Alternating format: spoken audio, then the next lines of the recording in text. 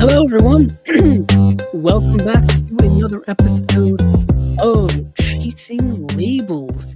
Today it is spine number 154 or episode number 154, depending on how you want to look at it. But yeah, we are back here once again for another episode. It is currently December 9th, and I'll probably say this a bunch of times during the episode, or probably now and then however many times I remember. This will be the last episode of the calendar year for Chasing Labels, and we will be reconvening when the new year approaches, 2025, whatever the first Monday is during that calendar. I think it's the 6th. I think it's the 6th of January. Don't quote me on that. But we will be back then to, resume episodes. So that will be when Chasing Labels episode number 155 will be meeting for the live stream and for the recording and stuff like that. But next week we will be having the unwatched pile for December. So next Monday, Steven and I will be getting back together, reconvening, and reuniting for unwatched pile. We don't really have a specific theme for it yet, or may not have one at all. We may just be doing whatever is on our unwatched stacks of movies, picking something from there, and then doing what we do with it, pairing it up with something else in our collection, and going from there. So that's kind of what will be happening with Chasing Labels for the next little while. This will be the final episode of the calendar year, and then we will be having an unwatched pile next Monday, and then I will be starting off a new episode in the new year. But Steven and I also will be getting together once again to do our favorite releases of the year as well. Something we did every year on Chasing Labels regularly. So we'll be doing that here once again. So a lot of things going on here. But before we jump into what we usually go into on here, first off, I am your host, Andrew. And here on Chasing Labels, we get into some of the recent releases in the boutique world of home media, home video specifically, stuff that I want to add to my collection or that looks interesting to me and may look interesting to you. We cover a good, widespread, diverse group of stuff here, which we will be doing very, very soon. But recently was, of course, Black Friday sales were happening, Cyber Monday, Cyber Week, Black Friday week, whatever sales were going on in the world of home movies. I partook in a bit of it myself. So I want to get into a few of the things I picked up. First up here, not really kind of a Cyber Black Friday type of deal going on here. For those of you who were here last time, and for those of you listening on the audio, you will probably also remember as well, I got the Studio Canal limited edition of The Conversation. I was able to pick up this from our good friends over at Orbit DVD that just happened to have one magical one left in stock. I didn't realize that it had sold out pretty much everywhere and was already going for collector's prices on the aftermarket.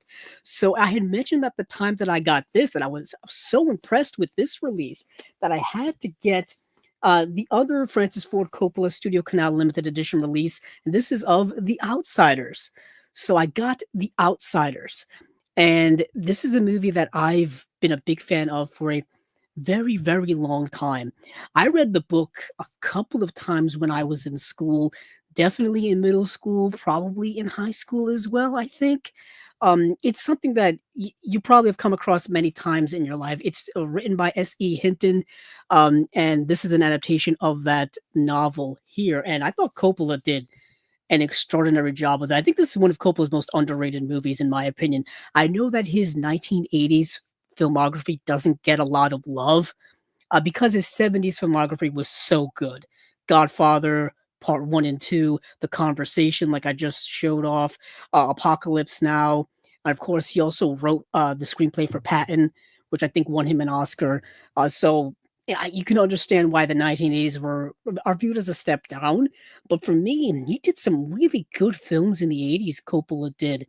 Not only with The Outsiders, but Rumblefish, which is another adaptation of an S.E. Hinton novel.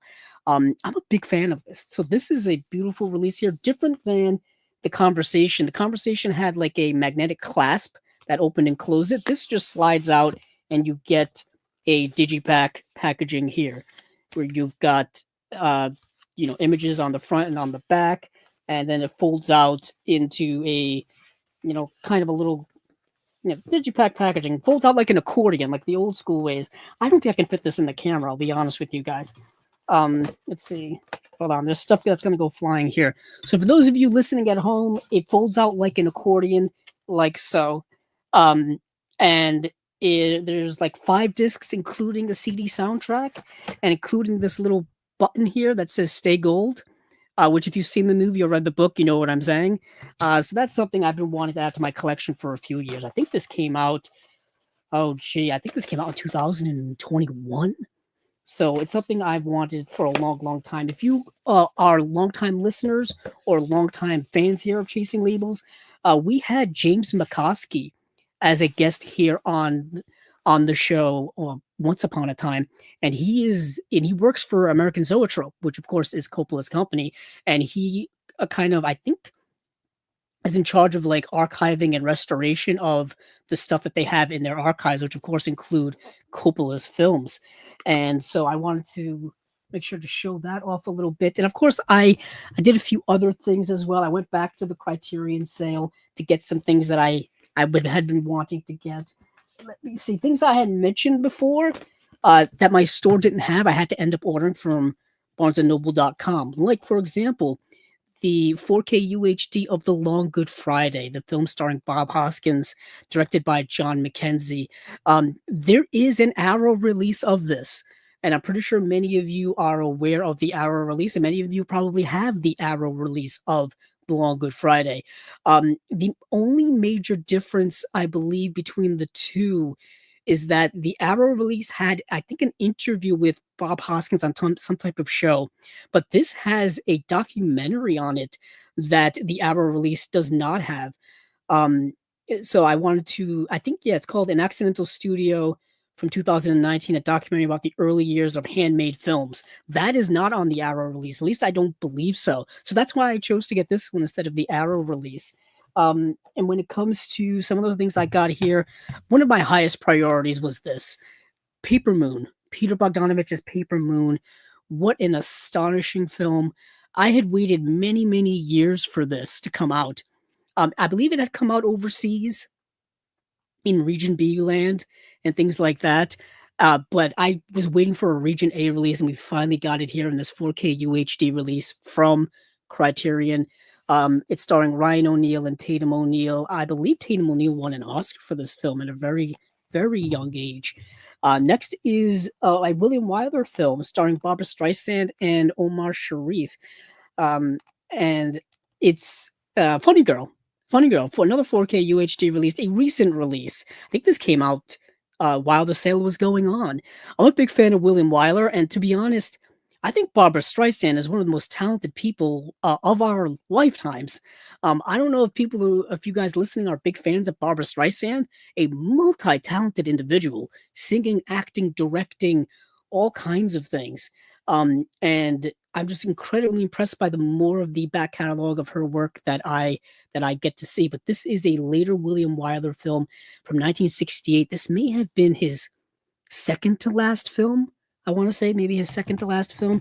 And next is the film heaped in controversy from its very opening of when it came out way back in 1998, and that is Happiness. This is the film directed by Todd Solondz. Very controversial for many, many reasons. Dark film, incredibly dark. Some would say darkly comedic. You can view it as that, but just dark in general. And that's the area in which Todd Solondz has really been throughout his entire career. Think he's in the same kind of field of directors as Harmony Korine, Greg Araki, Larry Clark, Todd Solondz. They're all in kind of that same dark, pushing the boundaries realm. And this film pushes the boundaries and then goes beyond them. When this was announced by Criterion, I was shocked. I thought this was going to be a Severin release. I thought this may have been a Vinegar Syndrome release. I believe I said that when this was announced, and we talked about it here on Chasing Labels. So that is the 4K UHD release of Happiness. And then here is some produced by Val Luton goodness with I Walked with the Zombie, directed by Jacques Tourneur, and The Seventh Victim, directed by Mark Robson. And these are two films produced by Val Luton, I believe, at RKO. Excuse me. Um, Back in the day, basically back in the 1940s, RKO wanted to jump on the whole horror trend that was happening and hired Val Luton to produce a bunch of movies. We got Cat People and the second Cat, The Return of Cat People, and we've got I Walk with the Zombie, The Seventh Victim. Also, was it Isle of Dead? Yeah, yeah, there's a bunch of Val Luton produced films from RKO back in the day. I've got to get the rest of them. But this is the 4K UHD release of I Walked with the Zombie and The Seventh Victim. I think these are the last two Val Luton films that weren't in HD. So I think all of the Val Luton produced films are in HD, at least the ones he did for RKO. I believe it was RKO. I could be talking out of turn. But anywho, speaking of something that is an homage to the old monster films, the Shape of Water, the Guillermo del Toro film, the 4K UHD release of that. I mentioned this before that Guillermo del Toro and Criterion have quite a relationship going on. I mentioned last time that they're re-releasing Kronos in 4K UHD. I mentioned how it has that great special feature of the Bleak House, which is, essentially Guillermo del Toro's studio, and you see all of like the creature statues and posters and books and concept art designs and everything he's got in his little house of horrors there. And what came out of his mind in that little house of horrors was The Shape of Water, which ended up winning Best Picture. You do not see films like this winning Best Picture all that often. A film that is both an homage to Creature from the Black Lagoon as well as a Douglas Sirk melodrama, like a romantic melodrama as well. A beautiful film, in my opinion. I really love this movie. I love his homage to all of the things that he loves about cinema. So that was that from the Criterion sale. I actually have two more films coming that are in the mail. They were supposed to arrive today, and they did not. It was Dance Girl Dance was one of them, and I've gotta check out what the other one was. I can't remember. Unfortunately, they did not arrive today, but what are you gonna do when it comes to shipping, especially this time of year? Um, Shipping can range from, uh, being on time to not being on time, unfortunately.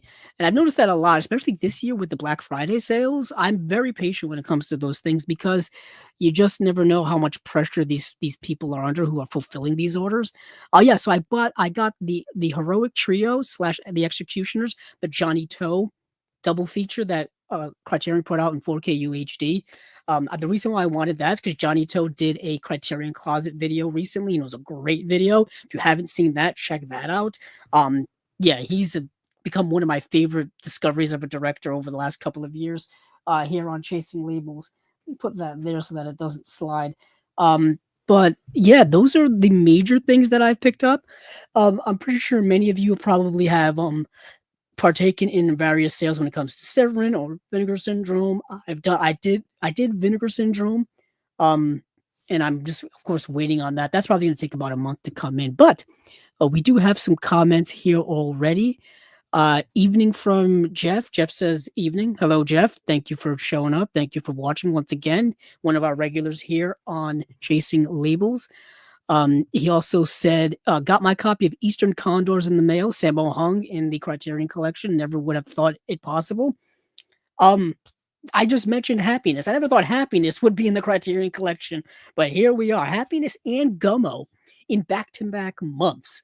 Wild stuff. Harmony Korine and Happiness. Well, Todd Solondz, I believe, was already in the Criterion Collection, but Harmony Korine, I don't believe was. We have John Waters in there. Speaking of which, I have of course, my trusty copy of Pink Flamingos on Blu-ray, which I have next to me at all times for moral support. For those of you listening at home, it's one of my favorite releases, and I hold it up from time to time. Coincidentally, I need to put it in my John Waters collection or section of my collection, but I want to kind of always have it near me. Speaking of John Waters, I did pick up another one of his films on Blu-ray, and that is Serial Mom. So Serial Mom, I've had it on snapper case DVD in my collection for the longest time, and I've been wanting to upgrade it to the Blu-ray that came out in 2017, and I finally did. And the reason why I waited so long is because to find this in good condition with the slipcover is rather expensive, especially on eBay, which is where I found this. I was lucky to find it for a decent price. I really like this film a lot. It's probably outside of Hairspray, it's one of his more not straight laced, but it's easier to digest than some of his other films, I will say. Even something like Crybaby, which is a musical, as well as Hairspray. Interesting. But even something like Crybaby may be a bit too much for people. But Serial Mom is such a satire, such a spoof, and it very much leans into that. So that's why I feel like it could be a little bit more digestible for people. But this stars, oh goodness, this stars Sam Waterston. It stars Ricky Lake. It stars Kathleen Turner. Um, also, Matthew Lillard is in the film as well, playing the son character.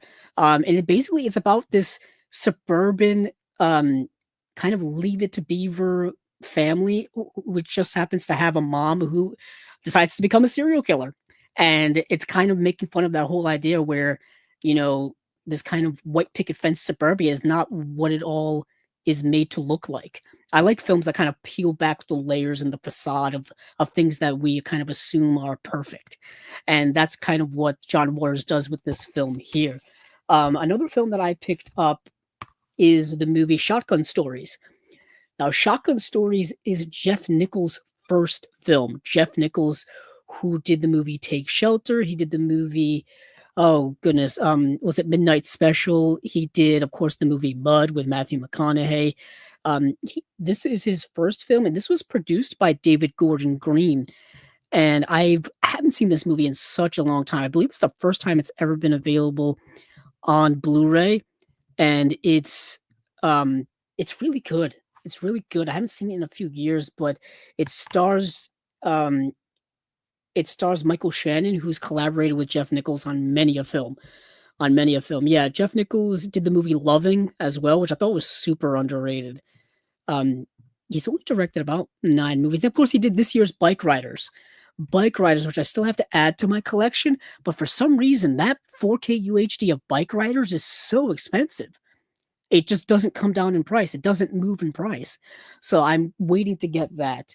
But yeah, I dove into a bunch of stuff here. I have a lot more things to get into, but we're already like nearly 20 minutes in. And we've got to get into what we've got to get into here on Chasing Labels because there was quite an avalanche of stuff. But before we do that, let me get into the rest of the comments.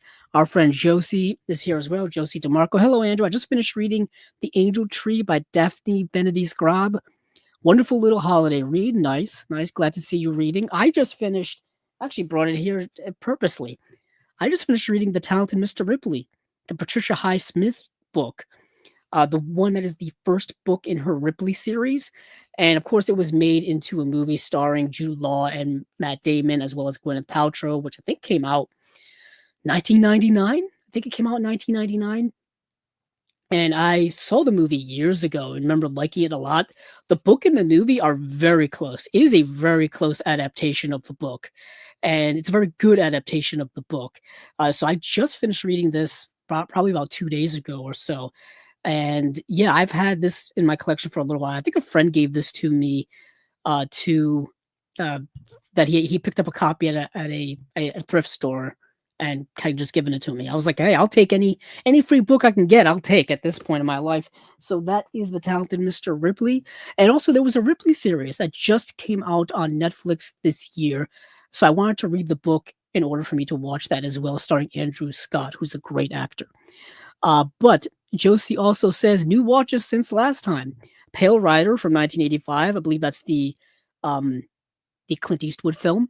The Hot Pickers or Green Gold from 1964, Above the Law from 1988, and West End Soda from 1965. Nice. Glad to see you watching some new stuff.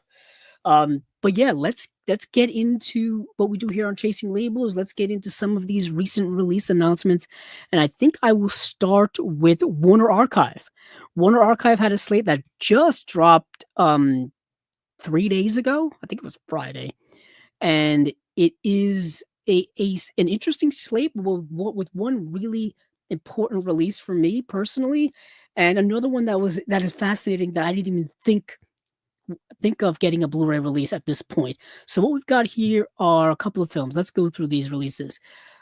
Last Stand at Saber River from 1997, Cheyenne the Complete Series, which is a TV series, Just Friends from 2005. That's the one I didn't think would get a Blu-ray release from here. Gabriel Over the White House from 1933, Frankenstein Jr. and the Impossible, the Complete Series from 1966 to 1967, Daffy Duck's Quackbusters from 1988, and Tom and Jerry, the Complete CinemaScope Collection.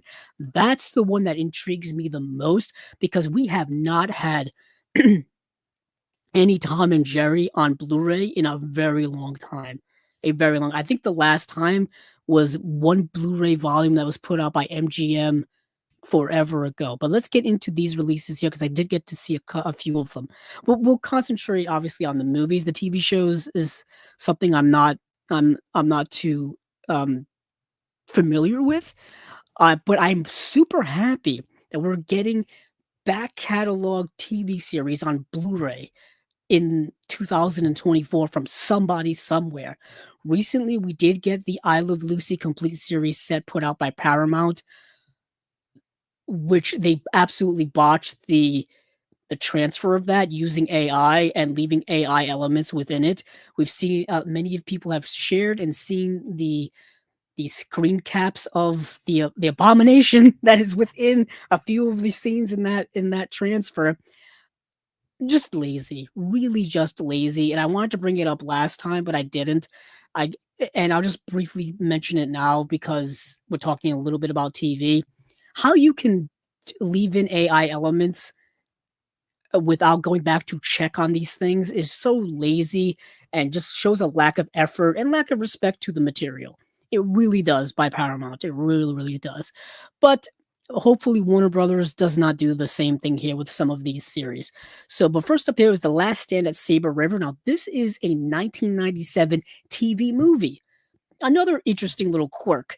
TV movies are starting to get some love when it comes to the boutique world of Blu-ray releases. I know Kino's put out a couple of them, which is very interesting to me because you don't see a lot of love for those types of movies. They were typically made on the cheap, and they were made to just be shown on TV. TV was not considered a prestige format for exhibiting movies the way it is now, or exhibiting the just material in general.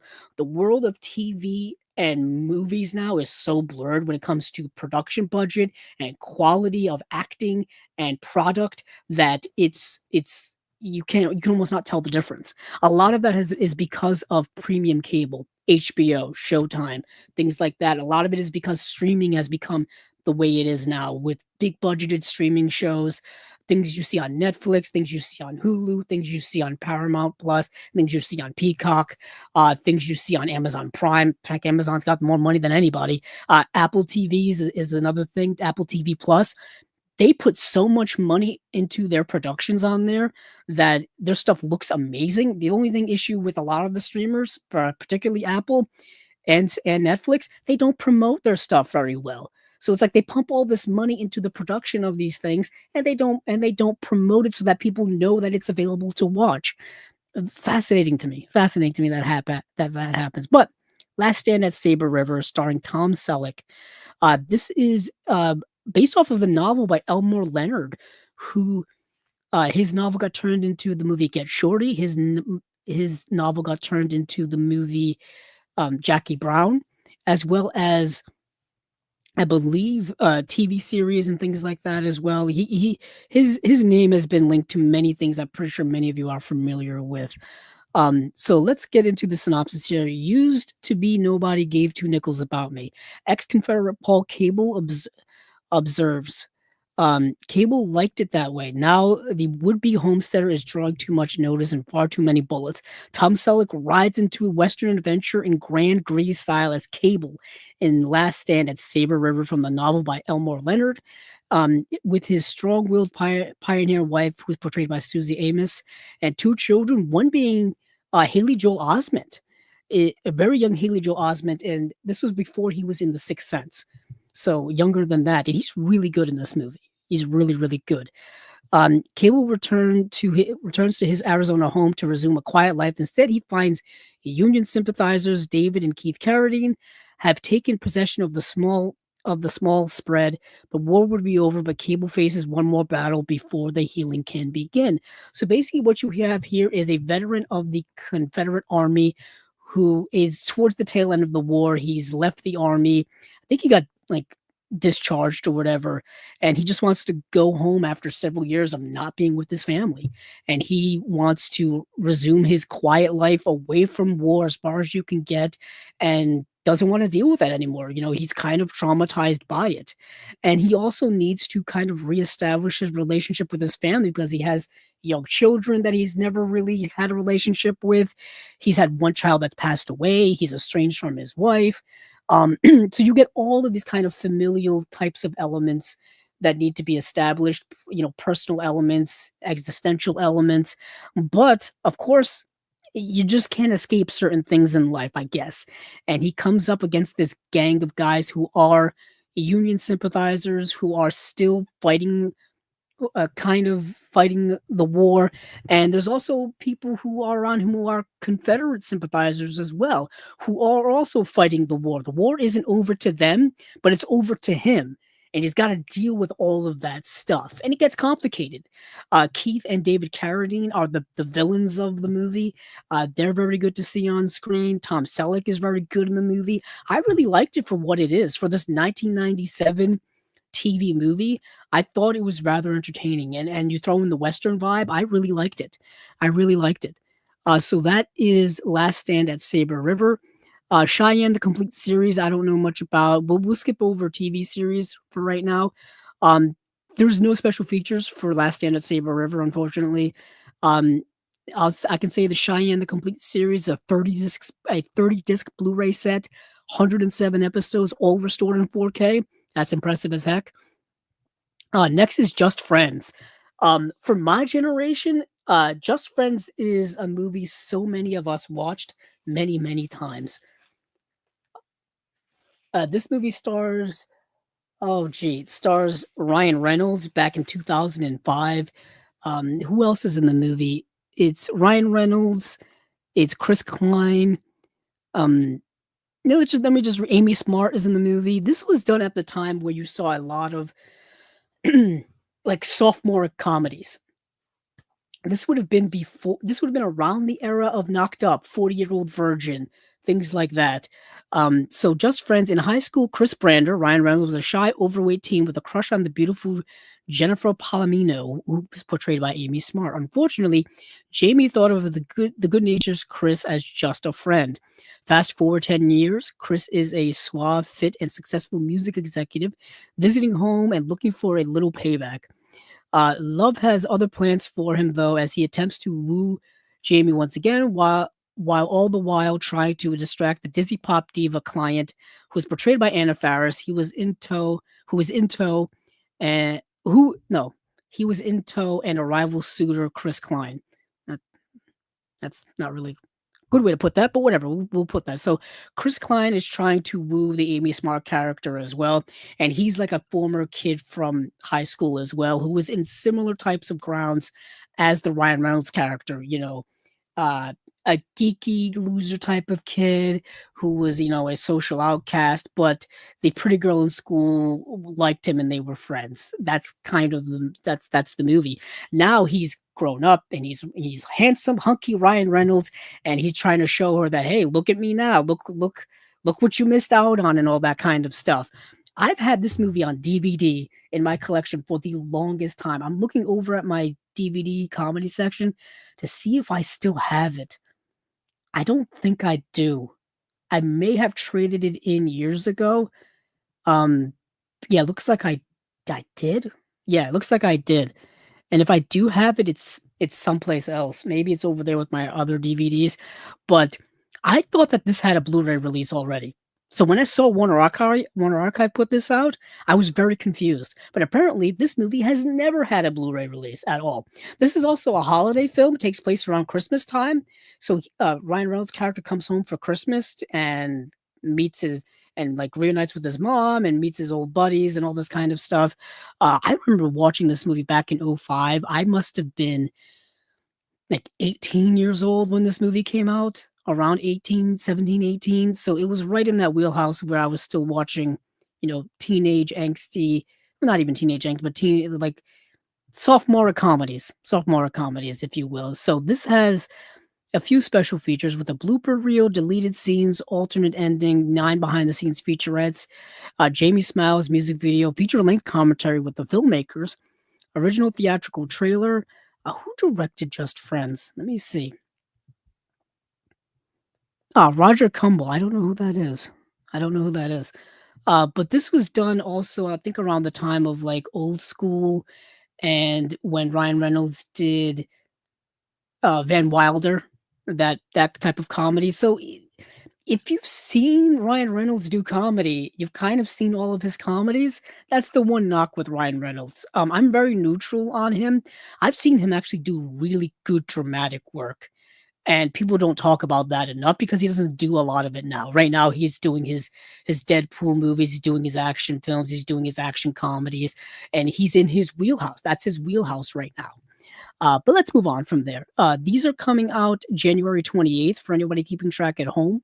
We have Gabriel Over the White House. Now, we went from 2005 back to 1933, so we're going back in time. Gabriel Over the White House is a film directed by Gregory LaCava. Gregory LaCava directed the film My Man Godfrey, the one with William Powell and Carol Lombard.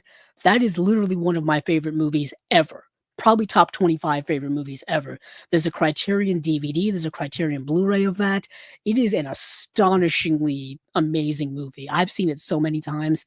I can't recommend that movie enough to people. So when I saw Gregory LaCava had directed this film, I had to watch it. I had to watch it, and it is very good. It's very interesting. It's rather contemporary too. I'll tell you why in a second. So, as America despairs during the early days of the Great Depression, Hollywood met the challenge with chorus girls, gangsters, romances, a few dramas of social realism, and this one-of-a-kind, thoroughly astonishing fantasy. Gabriel Over the White House. Walter Houston gives a bravura performance starring as a corrupt U.S. president who has a brush with an angel after a near fatal car crash and awakens determined to right all of America's wrongs now or by any means possible. Um, that is the movie. So, what you get here is a movie very much about social commentary, very much about politics, and it's steeped within the Great Depression. Coming out in 1933, the Great Depression has raged for about 4 years to that point, and people are in despair all over the country. And obviously, 1933 would be a changing year in the United States history at that point, and really a changing history, a changing point in history throughout our entire existence, really. That would be the year that FDR would be an, elected, and of course, he would introduce his New Deal, which would get the country moving out of the Great Depression, and then, of course, World War II would happen, which would get the country definitely out of the Great Depression, if you know what I'm saying. And so this movie is an interesting kind of social commentary on that because it happens right around the time of the FDR presidency. So what you have here is a corrupt president who doesn't really want to do anything about the Great Depression that's going on, about people suffering. He's very standoffish, which is many of the reasons why the United States descended into a Great Depression was this idea that of laissez-faire economics, of government, hanging back, not getting involved in things when it comes to the economy, when it comes to the stock market, and just letting it kind of run wild. And what ended up happening is the stock market crashes in 1929, pretty hefty, and for the first time, not for the first time ever, but it crashes for the worst of it, up to that point in the U.S. history, and this movie is kind of commenting on that. And what ends up happening is this president portrayed by Walter Houston gets in a car accident and goes into a coma and has this kind of epiphany moment. And he wakes up and he's a changed man, and he decides that he's going to be proactive now. He's going to listen to people. He's going to listen to reporters that are telling him what's going on. He's going to listen to activists that are protesting in the streets about the conditions of the working class and all this kind of stuff. And he's going to do something about it. The issue I have with the movie is that he kind of goes overboard with it. He kind of goes a little, it goes into a little bit of a tyrant territory. He goes into a little bit of a totalitarian type of situation. So the movie is kind of playing both sides of the argument here, where you need to have some type of government involvement to fix bad things that are going on, but you can't go too far or else bad things can happen on that end. So the movie is interesting balanced in that regard. I really enjoyed this movie a lot. Like I said, it's very current when it comes to politics. It's very current when it comes to social themes and things like that. Really good film. Really, really good film. Excuse me. So next we have Frankenstein Jr. and the Impossibles complete series. Um, yes, thank you, Jeff. Before I move on with Warner Archive, Jess says Reynolds is great in Buried. When I just mentioned him being in good and dramatic films, Buried comes to mind immediately. That was exactly what I was thinking of. It's a movie I don't think enough people have seen because it's, for the lack of a pun here, it's buried amongst a lot of the comedies he did in and around that movie. Um, if you want to check out a good Ryan Reynolds performance, watch that movie. Watch that movie. But back to Warner Archive here. Warner Archive is putting out Frankenstein Jr. and the Impossibles, the complete series. That's an animated series. When did this come out? From 1966. I like how they're going back and doing that. That's awesome. It's a two disc set, all 18 episodes restored in 4K. That's pretty awesome. Then we have Daffy Duck's Quackbusters. This is a 1988 compilation movie with new scenes they made to kind of create this narrative.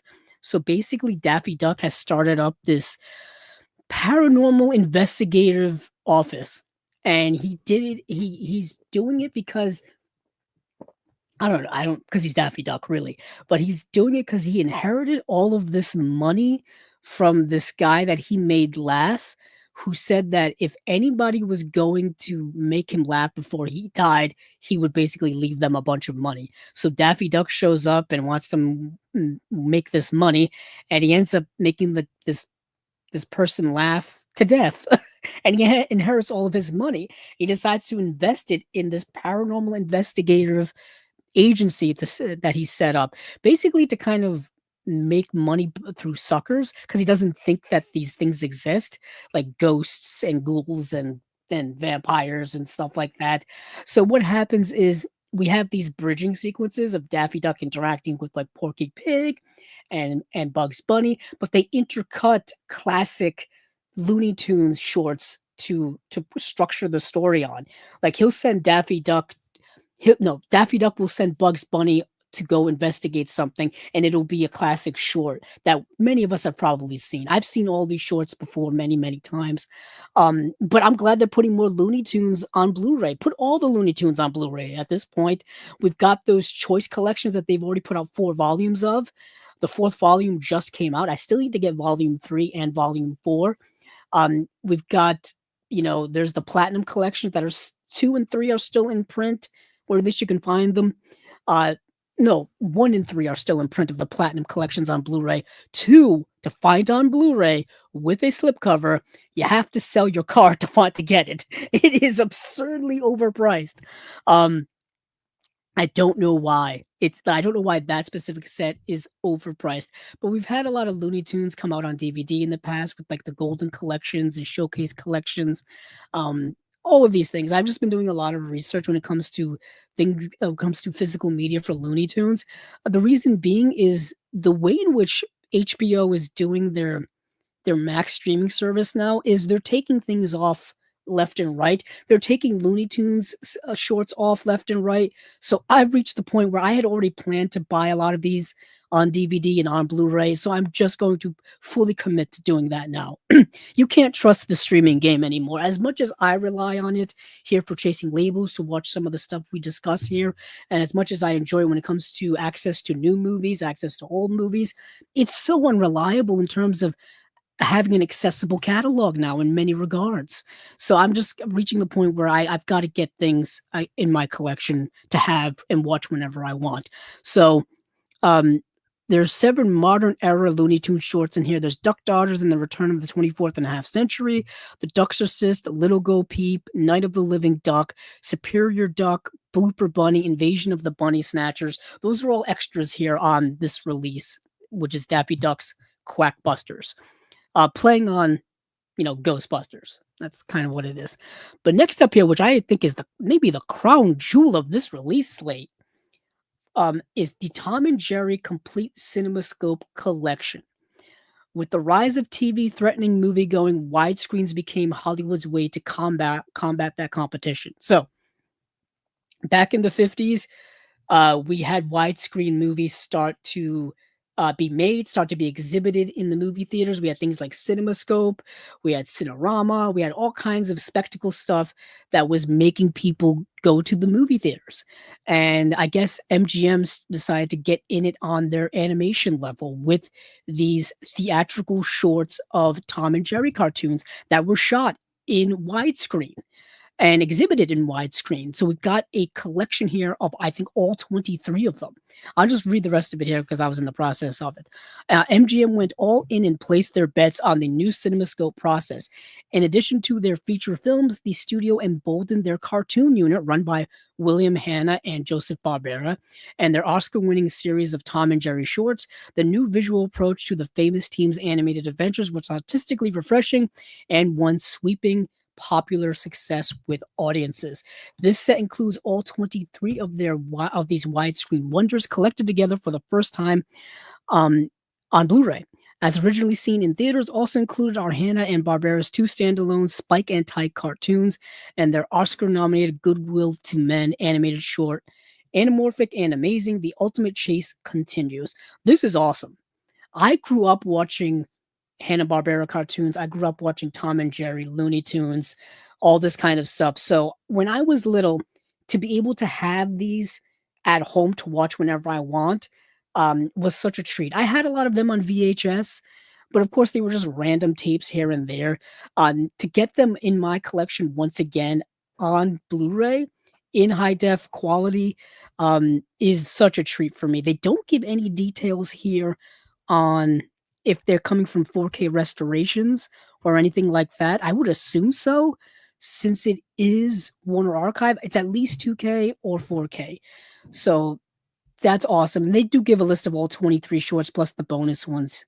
If you go to Blu-ray.com, you can look those up, but I won't read them all to you. This is coming out February 11th, though. The other things that I mentioned were coming out February 28th. The Tom and Jerry, the Complete CinemaScope Collection is coming out February 11th. Awesome stuff. This will go great with the Looney Tunes things that they've been putting out. This will go great with the Tex Avery stuff they've been putting out. This will go great with the Scooby-Doo stuff they've been putting out and other Hanna-Barbera stuff like Tomcat and Huckleberry Hound. All the good stuff is coming now. Thank you. Finally. I've been waiting years for this stuff. But let's move on from Warner Archive. Let's dive into Kino, because there's quite a few Kino releases and I want to get to them. And of course, I gotta scroll all the way down to where we left off of before, but there's been quite a few interesting develops on the Kino Lorber Studio Classics front, or just Kino Lorber in general. So, starting off here with a film that I have been debating to buy for the longest time, and that is the movie Somewhere in Time, the film starring Christopher Reeve, and Christopher Reeve, Jane Seymour, Christopher Plummer, Teresa Wright. And this is a movie that's been on Blu-ray for many, many years. It's been very cheap too. You can find it for about $10. You can There's been a re-release of it in the last few years with a different cover, I think. But it is getting a 4K UHD release that's coming soon from Kino. Um, by coming soon, I mean I'm assuming next year, hopefully next year. Um, this is the movie, like I said, starring Christopher Reeve. It's got a brand new HDR/DV master from 4K scan of a 35 millimeter original camera negative. And for those of you who haven't seen Somewhere in Time, um, I feel like it's the movie that a lot of people reference to when they talk about his non-Superman films. And and I can understand why it's so different from what you're used to seeing Christopher Reeve in, basically being his Superman work. He did a lot of period pieces, and this movie is a period piece. I've been going through his filmography recently because I didn't see Somewhere in Time until very recently. I didn't see a lot of his other work until very recently, so I'm slowly going through it because I do want to watch the documentary that is, I think, streaming right now on Max, which is Superman, the Christopher Reeve story, and it talks about his life and career. Of course, many of you are probably familiar with the with Christopher Reeve and his accident and his paralysis, and then his passing through that and all that kinds of stuff. So I don't have to go over a lot of those things, but Somewhere in Time, young writer Richard Collier is met on the opening night of his first play by an old lady who begs him to come back to me. Mystified, he tries to find out about her and learns that she is a famous stage actress from the early 1900s. Becoming more and more obsessed with her by self hypnosis, he manages to travel back in time where he meets her. So, we've got a time travel movie starring Christopher Reeve, where he is a playwright who goes back in time and has this grand romantic late Victorian era love affair with this woman portrayed by Jane Seymour. And Christopher Plummer is in the film as well. And Christopher Plummer plays, I think, like her like agent or handler or something like that. Another suitor, kind of. He's the one that kind of handles her career and affairs and things like that. But he's also trying to marry her as well. And she's a stage actress, and Christopher Reeve becomes kind of obsessed with her in the present, and to the point where he somehow reads up on a professor who was working on this idea, who being able to go back in time through deep, serious version of hypnosis. Sounds kind of silly, and it kind of is, but you just kind of have to go with it for the movie's sake. And he ends up getting dressed up in early 1920s garb and going back in time and having this affair with this woman, this love romance, torrid love romance with this woman. That's kind of the movie. Um, it's good. It's good. I know a lot of people probably love it for nostalgia's sake. I have no nostalgic ties to it whatsoever, so I'm kind of just looking at it from a film analysis perspective, and I think it's rather good. So we've got that Somewhere in Time. No special features have been announced for it. No date has been announced for it. So who knows when it's coming out? Um, yeah. So let's move on from there. We've got another movie from that time period. Somewhere in Time came out in 1980. This movie comes out in 1978, and this is a 4K UHD release of the Agatha Christie adaptation of Death on the Nile. Death on the Nile. And this movie is directed by John Guillermin, who directed The Towering Inferno. He also directed the 70s King Kong film, the one starring Jessica Lange and Jeff Bridges. Um, and he directed this film here. Of course, this has another one of the many adaptations we've got of Agatha Christie's work. Heck, we're still getting them now. We just got a Death on the Nile adaptation a few years ago, done by Kenneth Branagh, who both directed and starred in the film as Hercule Poirot. So there you go. But this stars Peter Ustinov as Hercule Poirot, and I thought he was fine in it. I really like Murder on the Orient Express by Sidney Lumet. If you've been paying attention to the shorts I've been putting up, I just upgraded my DVD edition to the new 4K UHD put out by Kino. So I just did that. I gave it a rewatch. It looks really, really good in 4K. The movie still holds up, but this came out a few years later, And this is, like I said, directed by John Guillermin, not directed by Sidney Lumet. I rather like it. I rather liked it. Star-studded cast. Star-studded cast. You've got Peter Ustinov, like I said. You've got Mia Farrow's in the movie, Betty Davis, John Finch, George Kennedy, Maggie Smith, Jack Warden, David Niven, and it's a good movie. It's a good adaptation. If you've seen the other adaptations of it, you know the story. Hercule Poirot is on a boat that's taking a riverboat trip down the Nile. And what happens is this young newlywed ends up getting killed, and he's now on the case. He's now on the case and trying to figure out who did it, what are all the connections between these people that are on this boat, and what happened. It's a fun movie. I'm curious to see what it's going to look like on Blu-ray because I watched it streaming on Amazon Prime, and that transfer looked pretty good. But streaming is not the same as a physical disc. They just don't look the same. Um, so I'm curious how better this is going to look. This is also no special features have been announced for it as well. So yeah, I'm excited. That's Death on the Nile 4K UHD from Kino. We got another 4K UHD here that's also coming soon, and that is the Two Jakes. The Two Jakes. This is the sequel to Chinatown. This came out in 1990, so this was 16 years, 17 years or so after Chinatown came out. This is directed by Jack Nicholson and starring Jack Nicholson. Jack Nicholson has only directed 3 films in his career. He directed Drive, He Said, which is part of uh, the BBS box set from Criterion. I think that's the only way you can get that movie on Blu-ray. It's part of that set there, and he directed Going South, which just got a cinematograph release from the guys over at Vinegar Syndrome. Justin La Liberty, that's his line, his sub label there, which I did buy during the sale, and it is going to get to me eventually. So I got that coming, and and then Jack Nicholson directed um the Two Jakes.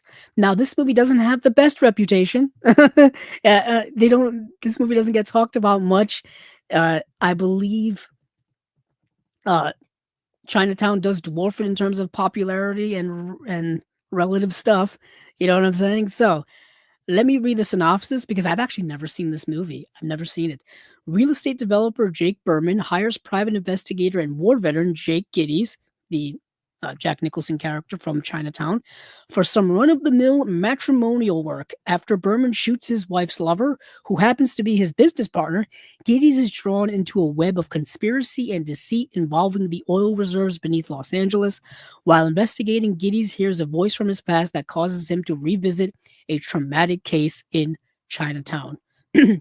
Of course, we all know the famous quote from Chinatown, forget it, Jake, it's Chinatown.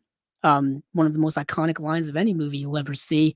I've always wanted to watch this movie, but I've got to give Chinatown a rewatch because I haven't seen it in probably well over a decade, probably since I bought the Blu-ray, which I think came out many, many moons ago. I know that Chinatown just came out in 4K from Paramount this year. And I know that it sold very, very well to the point where it's sold out everywhere. And I think they had to re-release a standard edition of it, a kind of non-slipcover edition of it. But I do want to try to track down to see if I can get that original 4K release. Good luck to me when it comes to the third-party market on eBay for stuff like that. People go crazy overpricing things when it comes to that. But yeah, I've never seen the Two Jakes. If you have seen it, please let me know if it's as bad or as disappointing as those as people say it is. Let me see. Jeff asks, who wrote the Two Jakes? Let me see. Let me see who wrote the Two Jakes. I don't know who wrote it actually. Was it? I know it's based off of a book. Robert Town. Robert Town. So that's a good writer. That's a really, really good writer. Robert Town was a legendary writer who just passed away this year. Robert Town wrote Chinatown. He wrote Mission Impossible. He wrote The Last Detail. He was a prolific writer. You can learn a lot from reading a Robert Towne script and hearing him talk about the writing process. He also wrote Shampoo. He wrote the Yakuza. He wrote the Parallax View, Cisco Pike, McCabe and Mrs. Miller, Drive. He said, uh, the other Jack Nicholson film, Bonnie and Clyde, The Breaking Point. Well, that was the TV series, not the. No, I'm thinking of the movie put up by Criterion. That's not that. Uh, but he also wrote Heaven Can Wait.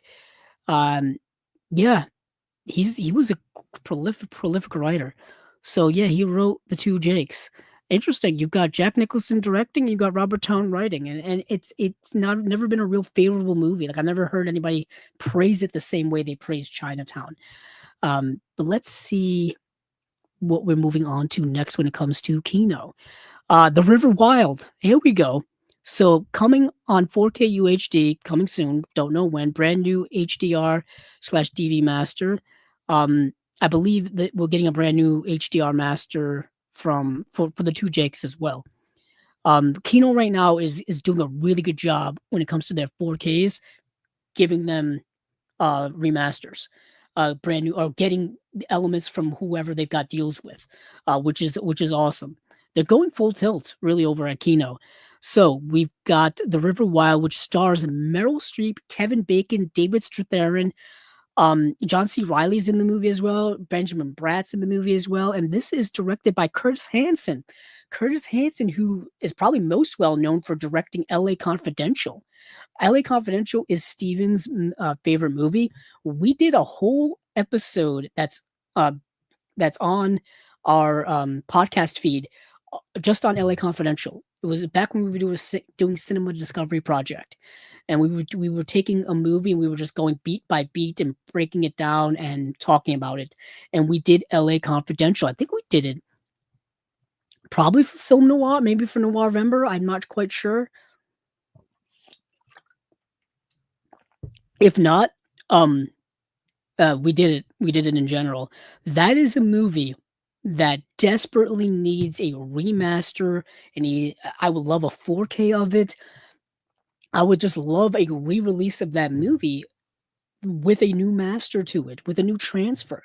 We've gotten the same transfer that was put out on the original disc over a decade ago, and they've re-released it for anniversary editions and all kinds of stuff, but it's the same exact disc, same special features. I know Curtis Hanson has passed away, so we couldn't get probably anything regarding him, but there's other people who talk about these movies that we could get special features from.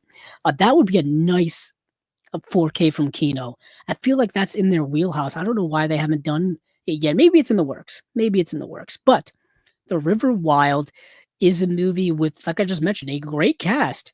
Meryl Streep, David Strathairn are this married couple, and Meryl Streep has this past where she's like a river rafting tour guide, outdoorsy type of person, and David Strathairn is a man who works in like a corporate office. They kind of have different, they live different lives.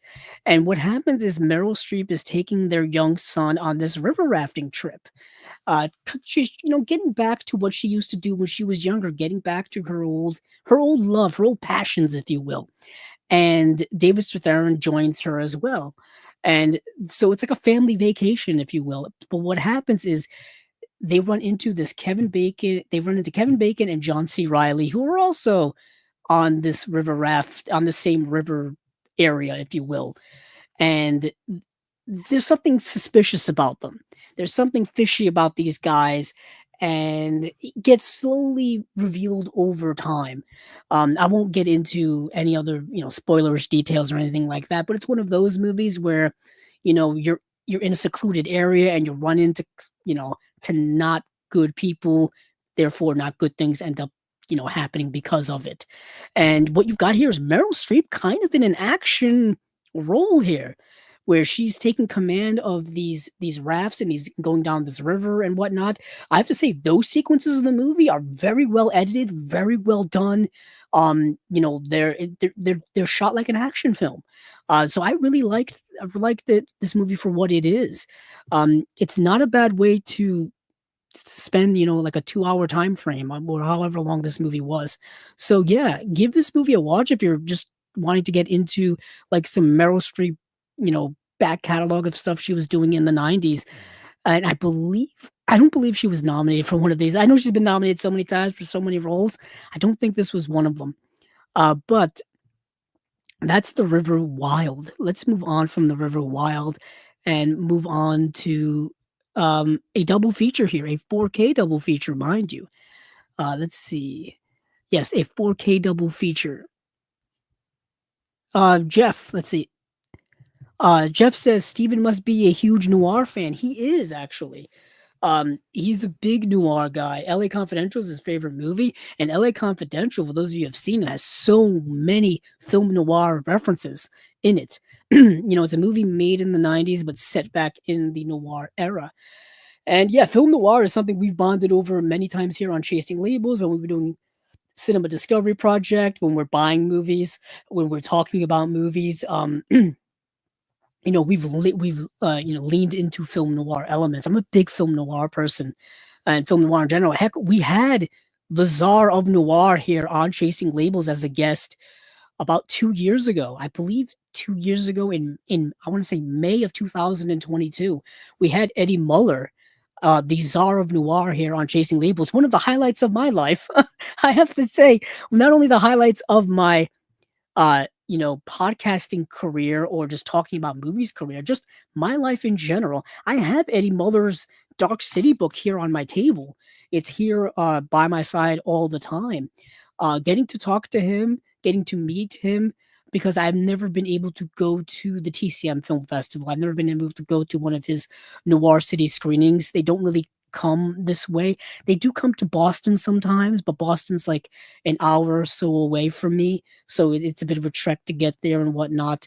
And I've never it's the closest I've ever been able to get to Turner Classic Movies, and Turner Classic Movies is something that's near and dear to my heart. It's really something that was a gateway to classic cinema. So that's me going on a whole love fest tirade for classic movies and for the czar of noir, Eddie Muller.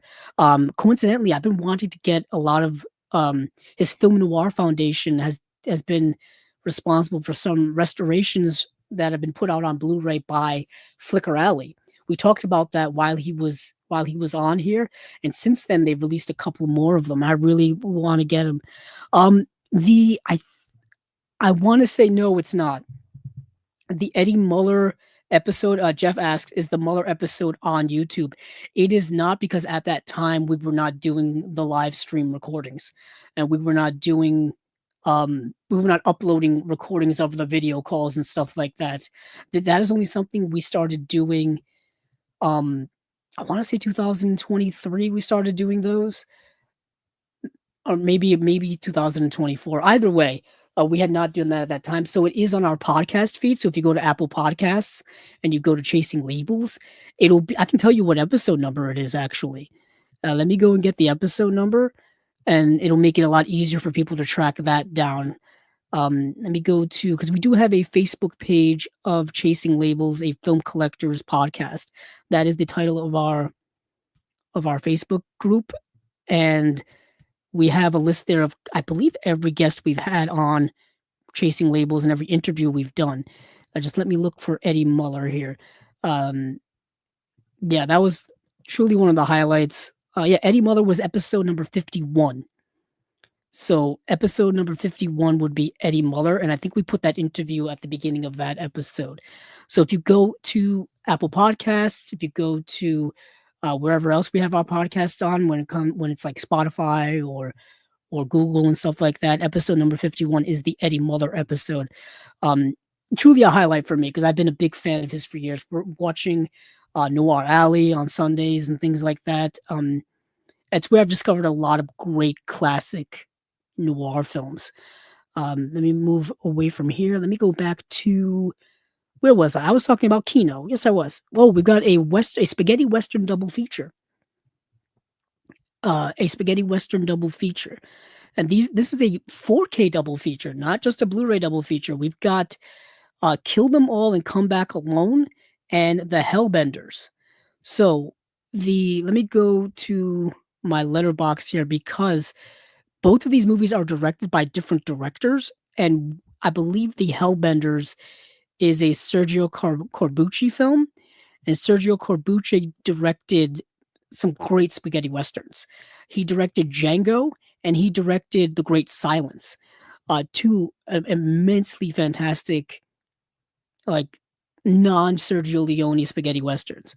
When you think of spaghetti westerns, you probably think of Sergio Leone, and when you think of non Sergio Leone westerns, you could get into like that B level of movies, and they're not as good, but some are exceptional, exceptional. But Kill Them All and Come Back Alone is directed by Enzo G. Castellari. And I believe this was the this no, I'd seen another one of his films. He directed Cold Eyes of Fear from 1971, and that's the other film of his I had seen. So, Kill Them All and Come Back Alone is this is the synopsis of it. During the American Civil War, a Confederate prisoner, Clyde McKay, attempts to steal a box of gold from a Union prison camp. He is aided by a group of prisoners and a prison guard, but he is double crossed along the way. And this stars Chuck Connors as this character of Clyde McKay, and he's basically hired by a Confederate soldier to go to this, I think this Union prison camp and steal all of their gold that's hidden in this like cache of bullets and gunpowder and stuff like that. And the reason why it's hidden in there is because one, you can hide it. It just looks like it's in crates of bullets and stuff like that. And two, if anybody tries to attack you while you have it, they're gonna blow the money away. So it's a good way to hide it. And and and of course he is double crossed along the way. Now Chuck Connors is an interesting type of actor. Chuck Connors was in a lot of adventure films like this during during the 1950s and 1960s. A bigger, larger than life man. He was like 6'5". Chuck Connors was a very large guy, and he was a pro athlete. He is one of the few people ever to play both professional baseball and professional basketball. He was on, I believe, he was on the Dodgers and he was on the Boston Celtics. And I know this because I'm a big Boston Celtics fan, and I've read about the history of the Boston Celtics so many times. That's what I used to do in my younger days, was just read up and watch documentaries about the history of the Boston Celtics. And yeah, it's so he is kind of an interesting type of person, and he was in a lot of these adventure films, mostly B movies, like B westerns and war films and things like that. But it had a great screen presence, really great screen presence. And this movie is pretty good. This movie's got that style of the spaghetti western with the violence and the grittiness and things like that. So that's why this movie is pretty darn cool. And then we've got the Hellbenders, which, like I said, is done by Sergio Corbucci. And the Hellbenders, I think, is even better. It's even better. So, a Southern colonel, his three sons, and a card shark embark on an odyssey through the Southwest, carrying a coffin full of stolen money with which the colonel plans to revive the Confederacy. This colonel in this spaghetti western from 1967 is portrayed by none other than Joseph Cotton, one of my favorite actors of all time.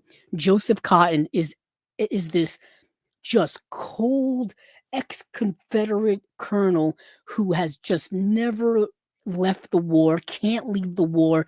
The war is still going on in his mind, and he wants to revive his old like Confederate Union of soldiers with this money that he's carrying around in a coffin. And he has hired this woman to pretend that she's the widow of the body that they have in this coffin in order for them to like carry it this distance.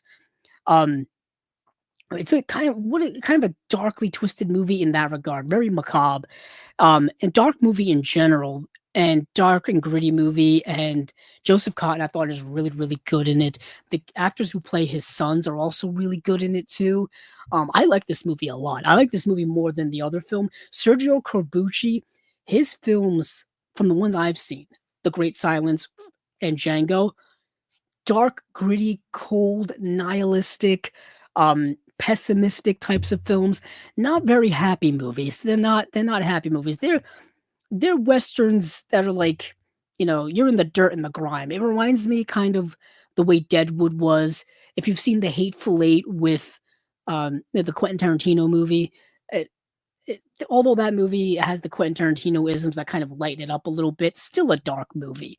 Still a dark movie. I'm pretty sure he took a lot from Sergio Corbucci and put it in his movie The Hateful Eight.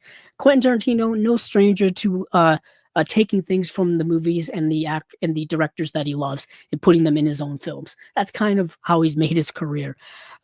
So that's the Hellbenders, a great double feature. They did already sell these separately on Blu-ray. I'm not sure why they combined it into a double feature 4K set. Um, I kind of wish they had them individually, but whatever. I'm definitely interested in this release in general. Um, yeah, and so it's a 2 disc set. They come on their own disc at least. And excuse me, this is coming out February 4th. Then next we got some 1990s um Pierce Brosnan goodness.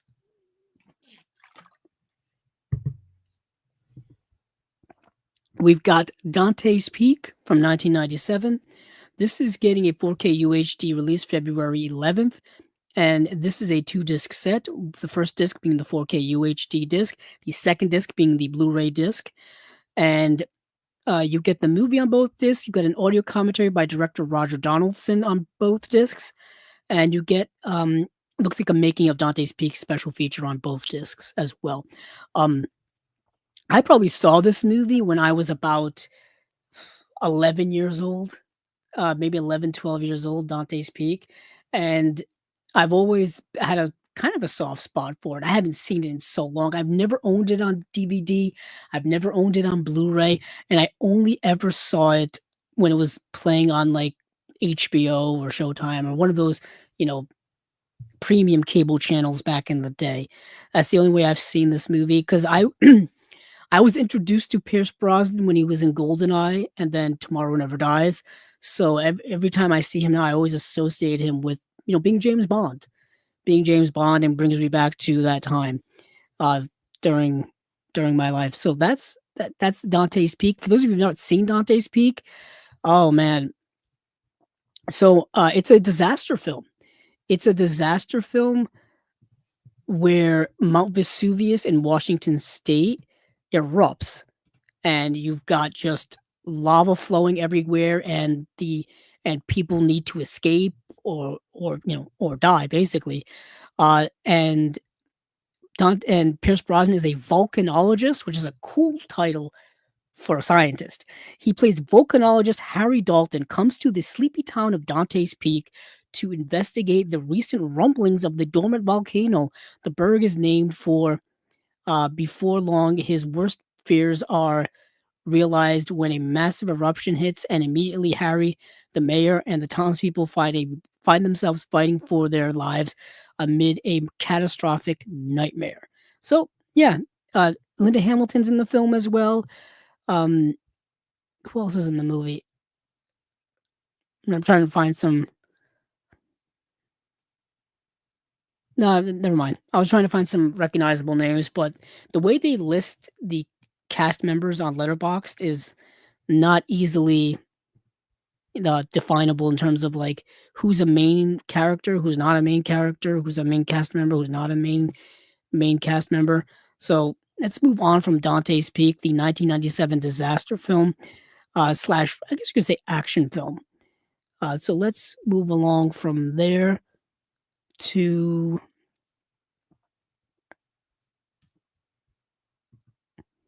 what else do we got? Play It Again, Sam is getting a Blu-ray release from Kino. Briefly mentioning this, we talked about it last time on episode number 153 because Imprint is putting out a release of this. Once again, Imprint and Kino go back and forth as to releasing the same movie. It just depends on who does it first. It's like they play like international patty cake with one another. They're just like it's like they're tag you're it, tag I'm it. So once again, we're getting we're getting another release that Imprint has already announced. Kino is putting out their own version of Play It Again, Sam. The film starring Woody Allen and Diane Keaton, the first time they were on screen together in 1972, based on the Woody Allen play. This is coming out February 11th. Um, yeah, there's a new commentary here by screenwriter Alan Spencer and author film historian Justin Humphreys. And I'm pretty sure that wasn't announced for the imprint release. But okay, let's move on. On February 11th, we are getting Hot Pursuit, which I've talked about in a previous episode of Chasing Labels. That is the John Cusack film. It's getting a new audio commentary with film historian Joe Ramone. That's the movie where John Cusack gets held behind in school and he can't go on vacation with his girlfriend because he failed some final exam and he's got to make it up. But the professor or the teacher lets him go anyway. So he has to he's like following behind them, like they've already gone and he's got to go down there. But lo and behold, the family like gets into some type of trouble where I think they get kidnapped and I think John Cusack's got to rescue them. But the journey to get to them has like its pitfalls and whatnot. It's a good like young John Cusack movie from the 80s. Not quite as good as like Say Anything or some of the other ones, or but still okay, still okay. Let's move on from there. We are getting a pair of John Candy films that's getting a release here. Summer Rental, the 1985 comedy starring John Candy. This is coming out February 18th. Brand new HD master. This is only a Blu-ray release. New audio commentary from film historian Joe Ramone. Ear Candy, the music of Summer Rental, a new featurette by Max Every. That runs about 10 minutes long. Nice to see we're getting some John Candy stuff on Blu-ray. If I want to see if I think Summer Rental had a Blu-ray before. No, it's not. So this would be a premiere. Yeah, it's gotten. This will be the first time it's ever on Blu-ray. I think I'm thinking of The Great Outdoors. That's gotten a Blu-ray release before, so that's awesome to see some John Candy 80s goodness. What a talented person he was. Let's move on from there. That's the wrong tab. Back to the right tab. I do want to mention we are also getting Uncle Buck is getting a 4K UHD release. Thank goodness. Thank goodness. So Uncle Buck has been out on Blu-ray for many, many years. I think it's been out since 2012 or so. And it was not a good Blu-ray release. I know many of us have it in our collections. I have it in my collection. It's a classic 1989 John Candy film, directed by John Hughes. But this has desperately needed some type of remastered re-release for many, many years. Unfortunately, it hasn't happened. I would say so. It came out in 2011. My bad. But yeah, it didn't look very good. The Blu-ray was from an old master, hadn't been remastered, didn't look very good. All of those Blu-rays from that time, most of them, from that time in Universal's catalog, 2010, 11, 12, in that realm, need remastered re-releases in some way. We've gotten a few of them. And they look really, really good. Around that time, I give Universal credit for putting those movies out on Blu-ray, but they weren't taking any time and effort to make them look great. They were just kind of putting them on Blu-ray. They did it with a couple of prestige releases where they did put some money and time and effort. For example, the Jaws Blu-ray looked amazing when it came out. The Jaws 4K looks amazing when it came out. But other films like Uncle Buck, like Weird Science that were put out around the same time did not look very good. Even movies like The Dare Hunter didn't look very good. The Sting kind of didn't look very good. They've since gone back and re-released a lot of that stuff that they put out at that time. Even like Apollo 13, they've re-released in 4K UHD and gone back and given it a proper remaster. They woke up and realized they needed to do something. So I'm glad they did. But yeah, Uncle Buck finally getting that treatment, I'm so super happy about. For those of you who haven't seen Uncle Buck, it's a wonderful kind of family comedy from 1989 starring John Candy. is in the movie. A very young Macaulay Culkin. I think is Kieran Culkin in the film as well? I think it's Kieran Culkin. And basically, the parents of these kids have to go. Have to. I believe the mother's parent is sick or something like that, or had a heart attack, and they've got to go right away to take care of the situation to see what's going on. And it's like the middle of the night, and they got to call somebody to watch these young children. So they call the dad's brother, who is Uncle Buck, and he's like the black sheep of the family, if you will. He's the kind of cool uncle who doesn't have any kids. He's not married, doesn't have any responsibilities, doesn't really have quite a steady job. He's that type of uncle, and he brings him in. Oh, thank you, Jeff. Laurie Metcalf is in the film as well. I forgot she plays the neighbor who kind of has the hots for Uncle Buck at one point. And this movie just filled with great humor gags. There's the one where they're celebrating the birthday and he makes the giant pancakes. As and then he's talking on the phone with the parents about, how many times do you feed, how many times do you feed a dog that size? And then the mother's like, oh, once a day. And he's like, oh, once a day. He's been feeding him multiple times because he doesn't know how to take care of a dog, let alone take care of children. you know, what a wonderful, wonderful movie. Endlessly rewatchable as well. Um, just a wonderful movie. And for it to get a 4K release, this is long overdue. So we've got a new audio commentary by film historians Alexandra Heller Nicholas and Josh Nelson. Alexandra Heller Nicholas has been here on Chasing Labels before. Awesome to see her every time she shows up on a special feature. New audio commentary by film historian Joe Ramone. And then we've got the Blu-ray disc, so it's a 2-disc set. We've got the Blu-ray disc, which has the movie as well as those 2 commentaries too.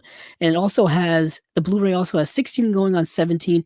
New interview with actress Jean Louise Kelly. Yeah, she plays the teenage daughter in that film. And Jean Louise Kelly would go on to later on be in the sitcom Yes Dear. I remember her being in that.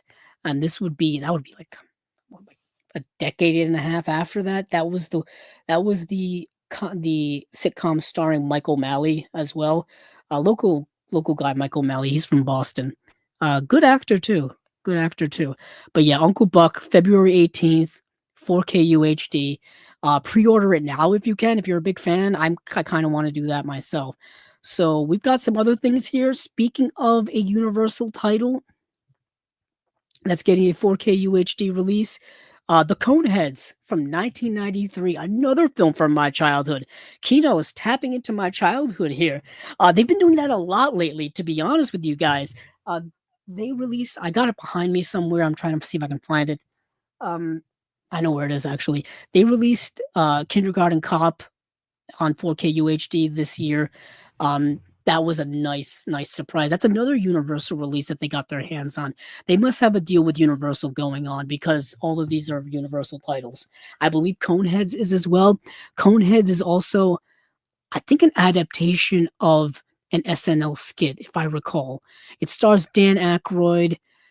Let's see, Dan Aykroyd, Jane Curtin, Michelle Burke, Adam Sandler's in the film, Chris Farley, Eddie Griffin, Michael Richards, Phil Hartman, David Spade, Sinbad, Michael McKean, Drew Carey, Jason Alexander, Kevin Nealon, Julia Sweeney, Parker Posey, Garrett Morris. What a star-studded cast this was. Tim Meadows.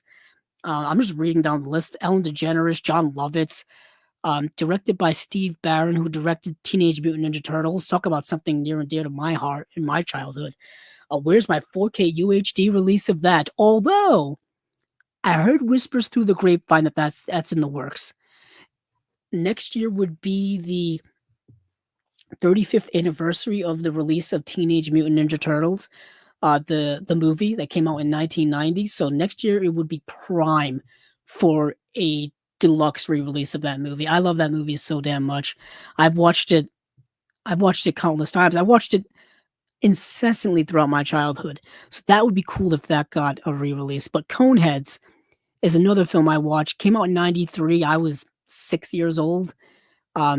Something that Yeah, I saw a bunch when I was a kid, but I haven't seen it in so long. It's already gotten a Blu-ray release, so many of you probably have it in your collection, but Coneheads is a fun comedy. I think you'd have to probably have been there at the time to kind of truly appreciate it, but a pair of aliens arrive on Earth to prepare for invasion, but crash instead with enormous cone-shaped heads, robot-like walks, and an appetite for toilet paper. Aliens Beldar and Premat don't exactly blend in with the population of Paramus, New Jersey. But for some reason, everyone believes them when they say they're from France. So what happens is they end up crash landing in New Jersey and just try to assimilate into society.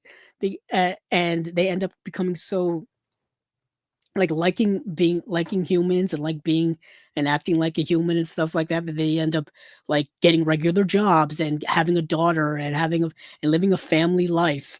And yeah, it's odd, it's weird, but it's so unique and kind of its time. It's a nostalgic thing for me. It's a nostalgic thing for me. Um, so that is Coneheads. Let's see what else we've got here. Oh, I'll Sleep When I'm Dead. I'll Sleep When I'm Dead, the Clive Owen film starring Charlotte Rampling, Jonathan Rhys-Meyers, and Malcolm McDowell. That's getting a Blu-ray release from Kino as well. Now, I have the imprint release. For those of you listening at home, I'm holding up the imprint release of I'll Sleep When I'm Dead. This is the movie directed by Mike Hodges. And this has an audio commentary by Mike Hodges and writer Trevor Preston. Mike Hodges and I'll Sleep When I'm Dead, a documentary, and then two deleted scenes, one with a commentary by Mike Hodges and Trevor Preston. So this is another one that Kino is putting out, that imprint has already put out. Now, this the Kino release has the same special features that I just mentioned, I have no idea. They haven't mentioned it yet. It does say a brand new HD master from a 4K scan of the 35 millimeter original camera negative. So it may have a new master to it that this one does not have, because this is a release from I don't know how long ago this came out. Let me check how long ago this came out, because it's they could have done what I said last time that maybe Kino was doing, and that is waiting for these movies to get remasters. So yeah, this came out in March of 2023, and I don't know if this has a new remaster to it. All I know is that it looked very good. It looked very good. It says here from the Blu-ray.com review that it's sourced from an older master that was supplied by Paramount Pictures. So perhaps the Kino release will have a new remaster to go along with it. So Kino taking their time to put stuff out, but I already have it here in my collection. Good movie. Ex-gangster Will Graham thought he had gained back his soul by leaving the hard-boiled life of the criminal world behind him, but when he learns that his younger brother is found dead, Will is drawn back into the city and the business to avenge the gruesome murder of his brother. It's a revenge film with Clive Owen, who used to be this British gangster guy, rather high up, and he left that world. He left that world, and he is now um just uh completely drawn out of it. But he learns that his brother has died, and that draws him back into that world, and he tries to figure out what happened. Why is his brother dead? Did it What are the circumstances behind it, and basically who's responsible for it? And he's going to get whoever is responsible for it. And what is interesting is that Clive Owen was really, really good actor. I think he still is a really, really good actor. I love watching some of his older stuff, because he had that boom in the 2000s where he was doing like Children of Men, as well as a bunch of other films that I think we are all more well aware of. And what's great is that you can go back and watch these movies and rediscover his awesomeness, or discover his awesomeness for the first time. And so that's really cool. So check that out if you haven't already. Mike Hodges is also a really good director. Let me just pull up what he's done. I want to say Mike Hodges also did some British gangster film back in the day. I think he just passed away, actually. No, he passed away in 2022, which is kind of recent. So let me see what we've got here from Mike Hodges, director wise. he directed Croupier, which is another film starring Clive Owen that he did. He did no, he did right before I Sleep with When I'm Dead. Yes, but Mike Hodges, if I remember correctly, I think he did Get Carter. Yeah, Get Carter from 1971, the British gangster film starring Michael Caine. Great film. Great film. Check that film out if you haven't already. There is a remake of it with Sylvester Stallone, which is also rather good, but the original is superb. So let's move on from there to something else. There are a few more Kino releases that I want to mention that aren't on their Facebook page. Let me look at my notes list a little quickly. Oh yes, so the Sacrifice, which is the last film directed by Tarkovsky, is getting a 4K UHD release. I think that's important to mention because it hasn't been it came out on Blu-ray in 2011. So it's and there was a restored Blu-ray in 2018, and in January 28th of no, not January, in February 4th, sorry, February 4th, it is getting a 4K UHD release from Kino. Um, Another masterwork from a masterful director, Andrei Tarkovsky. And this movie, I think we're getting the details of it now. Yes. It just started having its screenings of the new 4K restoration in October, so we're finally getting the release in February. This is a must buy for me. It's a must buy. I have Nostalgia, which Kino put out in 4K UHD, and that looked incredible.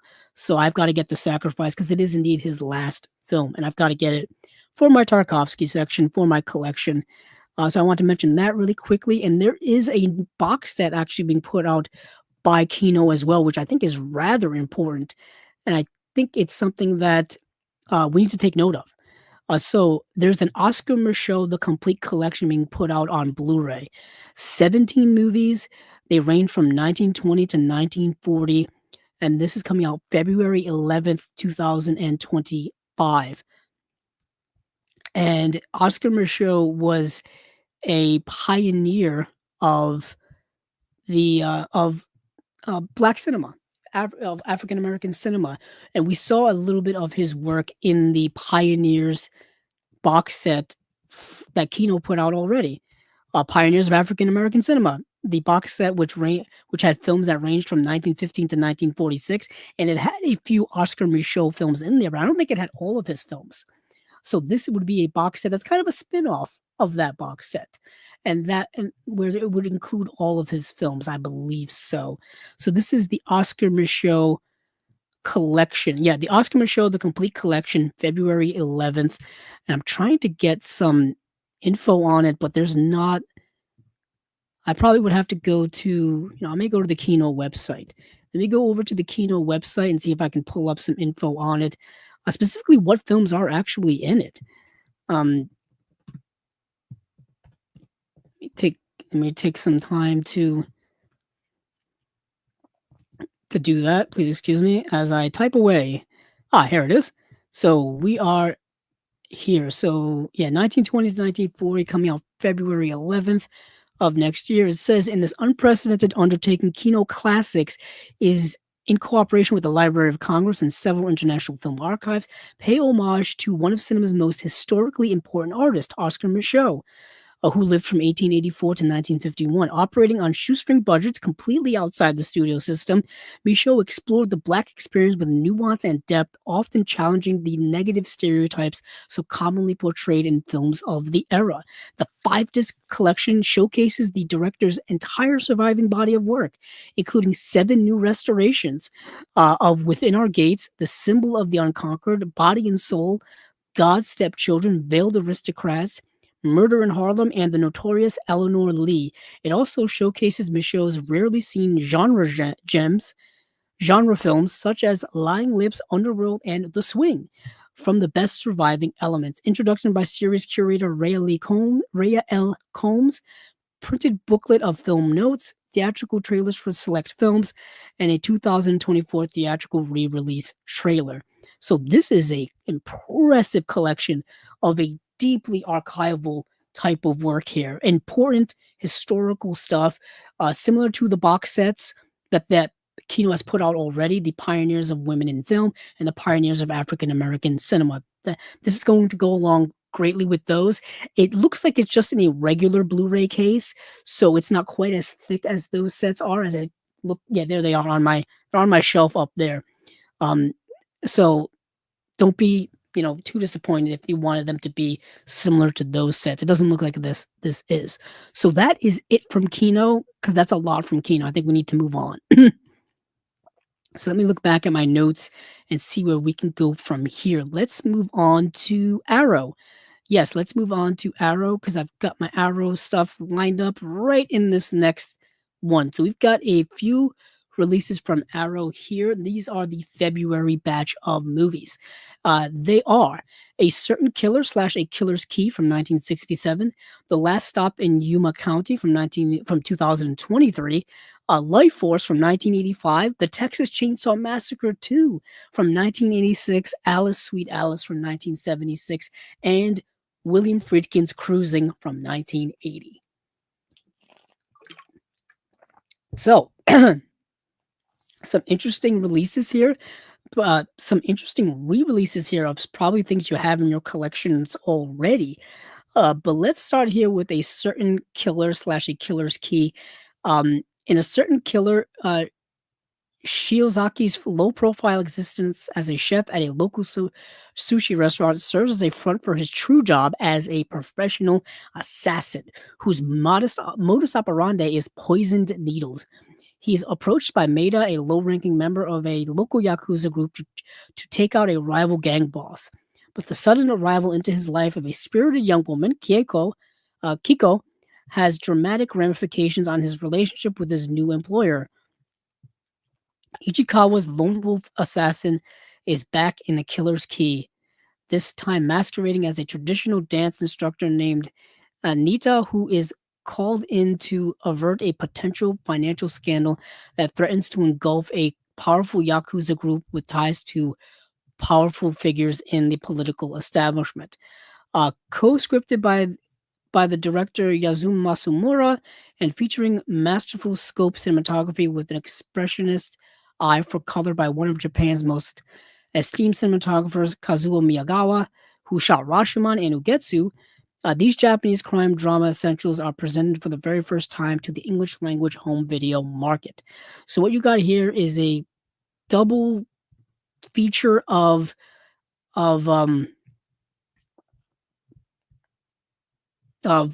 Japanese noir from the 1960s, Japanese gangster films from the 1960s involving the Yakuza in various ways.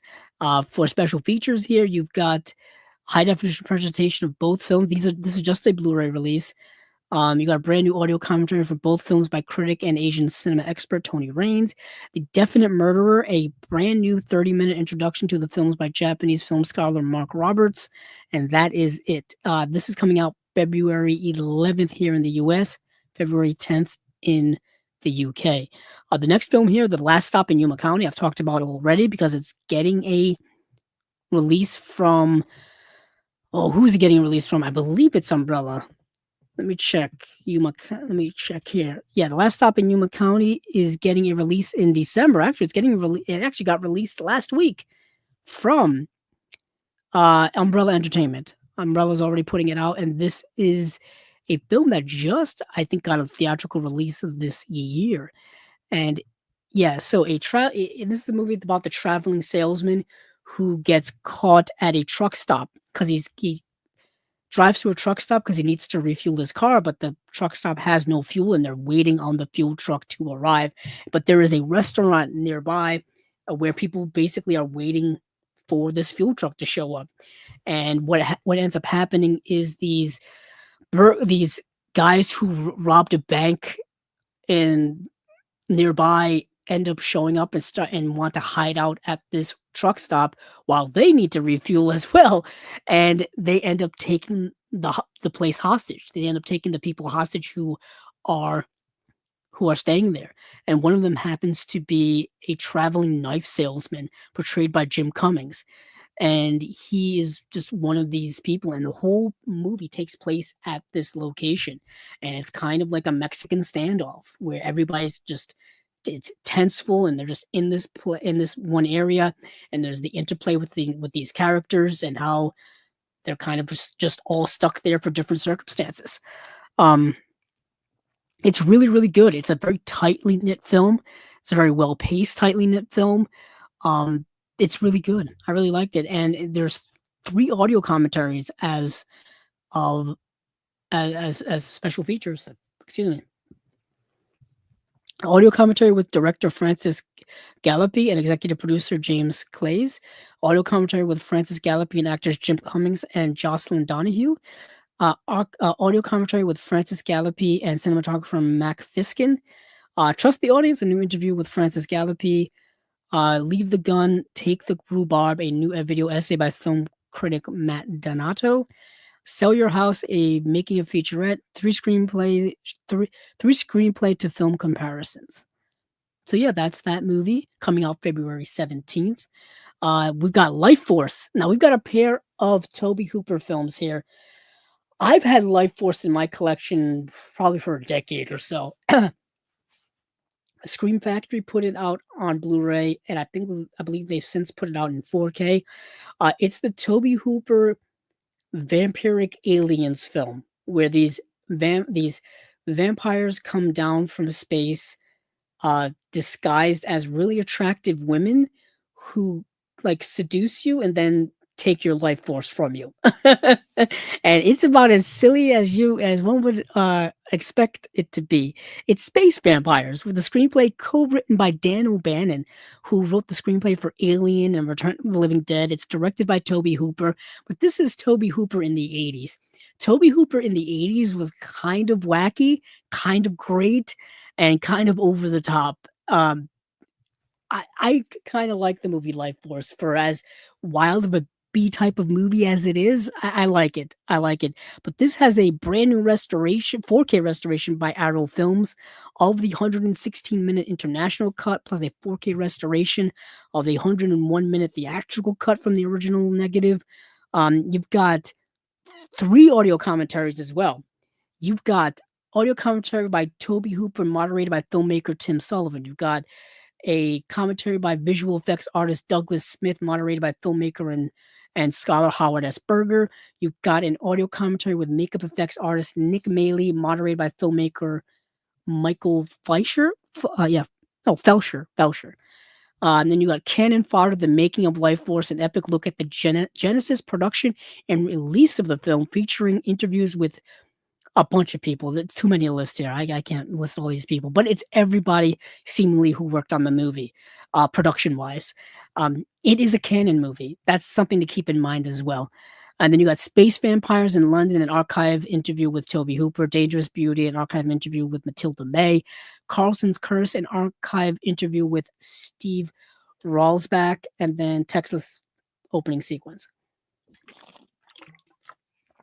I've always kind of liked that movie, Life Force. I would have to do a side-by-side comparison with the Scream Factory release to see what we're missing and what we're losing out when it comes to this release, and vice versa. So yeah, disc 1 is the international cut, disc 2 is the theatrical cut. So yeah, and we got another Tobe Hooper film here, which I think many of us know of. Texas Chainsaw Massacre 2, which is vastly different than the first film. Also, many of you listening and watching probably already have this movie in your collection because Vinegar Syndrome put out a gargantuan set of it a couple of years ago. It was a massive set that sold out very, very quickly. And I know many people ended up getting it, whether it was the limited edition version or the standard edition version. Let me see when that one came out. I think it came out, I want to say 2022. Perhaps I'm a little off with my dates. I remember when it came out and people were absolutely losing their minds over the movie. So it came out, 2022. That's when it came out.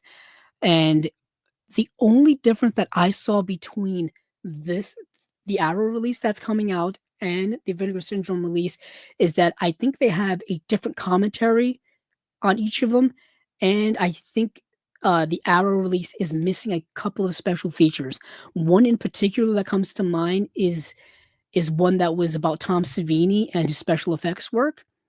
That one I think is not on the Arrow release, but it carries over quite a bit of the special features from the Vinegar Syndrome set. So if you have the Vinegar Syndrome set, you may not need to double dip on this one here it, because you're getting pretty much everything, and unless of course you really want that missing um that missing commentary. And also I believe there is there's a new visual essay on the Arrow release as well. There's a new visual essay by Scout Tafoya. Now I'm not going to read all of these special features here because it's quite extensive.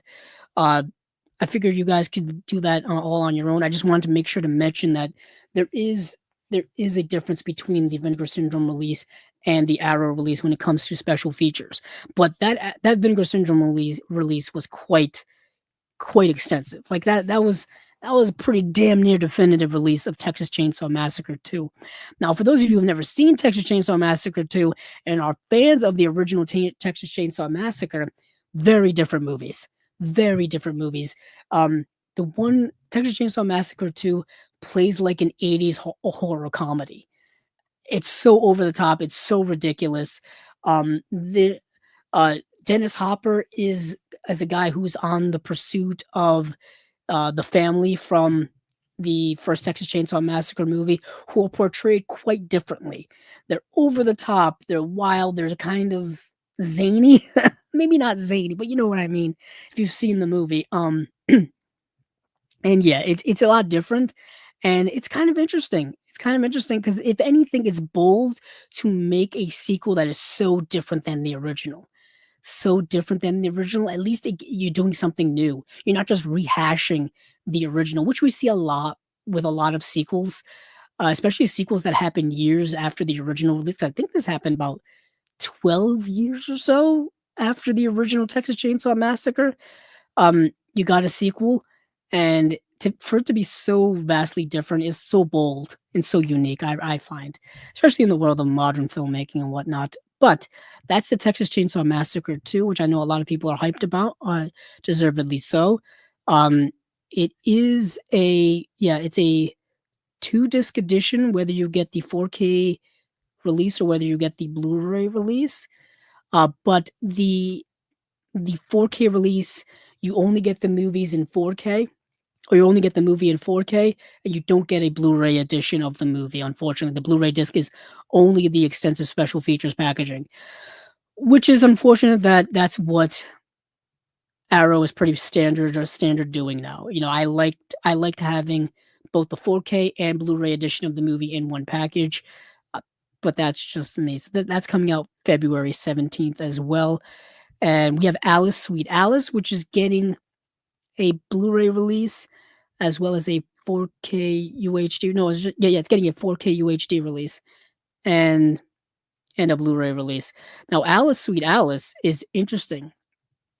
So, on the day of her first communion, young Karen, who was portrayed by very young Brooke Shields, is savagely murdered by an unknown assailant in a yellow raincoat and creepy mask. But the nightmare is far from over as the knife-wielding maniac strikes again and again. Karen's bereaved parents are forced to confront the possibility that Karen's wayward sister, Alice, might be the one behind the mask. So what we have here is a kind of a 1970s Gialli-esque type of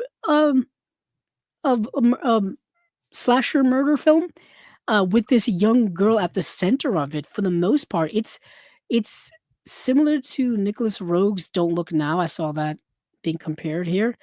And yeah, you've got this movie where it's got this troubled young girl who may or may not be this slasher killer who killed her sister, who's attacking other people. And the movie does a decent enough job of kind of hiding who the actual killer may or may not be. And you kind of go along on this little mystery ride. And I liked it. I like the movie. I know this movie has been around for several years. I'm pretty sure many horror fans have seen it, uh, but it was a first time watch for me. Um, Let me see. Yeah, the original Blu-ray that was put out by Arrow came out in 2019. So this is a re-release from them. It's a re-release with a brand new 4K restoration by Arrow Films from the original camera negative. I believe there's a brand new audio commentary on here from Richard Harlan Smith. There's an archive audio commentary on here from Alfred Soule, who is the director, and editor Edward Salier. I won't go through everything here, just in interest of time. So next we've got Cruising, which is another 4K re-release. Excuse me. So the 4K re-release of Cruising is something I've been waiting for so long. I've been debating whether to get this movie on Blu-ray. It's been available for several years now. It's a William Friedkin film from 1980. It's a movie that many people have seen and talked about, starring Al Pacino. And we talked about it on the previous episode of Chasing Labels here. And it's a movie that's kind of controversial, dealing with the underground LGBTQ community of the early 1980s and things like that. Um, so depicting certain things and whatnot.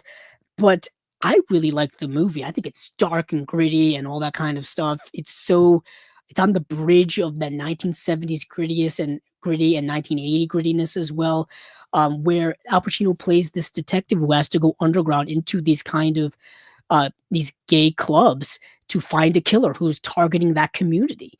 And he's also kind of prejudiced against that community as well. So that kind of adds to it. And the movie, I like the movie, but like I was saying, I've been debating whether to get the Blu-ray because what we've been seeing now when it comes to Arrow, when it comes to Kino, when it comes to Shout and Scream Factory, they're upgrading their Blu-rays to 4Ks pretty regularly right now. So I needed to wait it out, essentially. Wait it out. And lo and behold, my perseverance and my patience rewards me with this 4K re-release of Cruising. This is coming with a 120-page perfect bound book, brand new 4K restoration from the 35 millimeter camera negative by Arrow Films themselves. It's a 2-disc set. It's got a bunch of special features here. It's got interviews with actors and the editor here. It's got a bunch of stuff. I'm not going to go through everything. It's got a William Friedkin Beyond Fest 2022 Q&A at the American Cinematheque. That's really awesome because we all know that William Friedkin recently passed away. So anything that you can get when it comes to interviews with William Friedkin as a special feature, whether you're watching it on YouTube or wherever it may be, that's a historical piece now, really, since he's passed. So that's really awesome that that's on here. There's, like I said, interviews. Um, yeah, there's a brand new interview with actor, film consultant, and former police detective Randy Jurgensen in here as well. There's 2 archival commentaries with Friedkin himself. Yeah, I cannot wait to have this in my collection because like I said, I've been waiting many years for it. And it looks like it's also going to be one of those deluxe editions where it's going to be, the thicker hard case. I wish I had one of them. Oh, I do have one of them right next to me. Just in the nick of time. I've got The Apartment. So for those of you watching on YouTube, you can see I have the Blu-ray edition of The Apartment put out by Arrow Video, the thicker case that has, the book on the inside as well as the Blu-ray or 4K case, depending on which edition you get.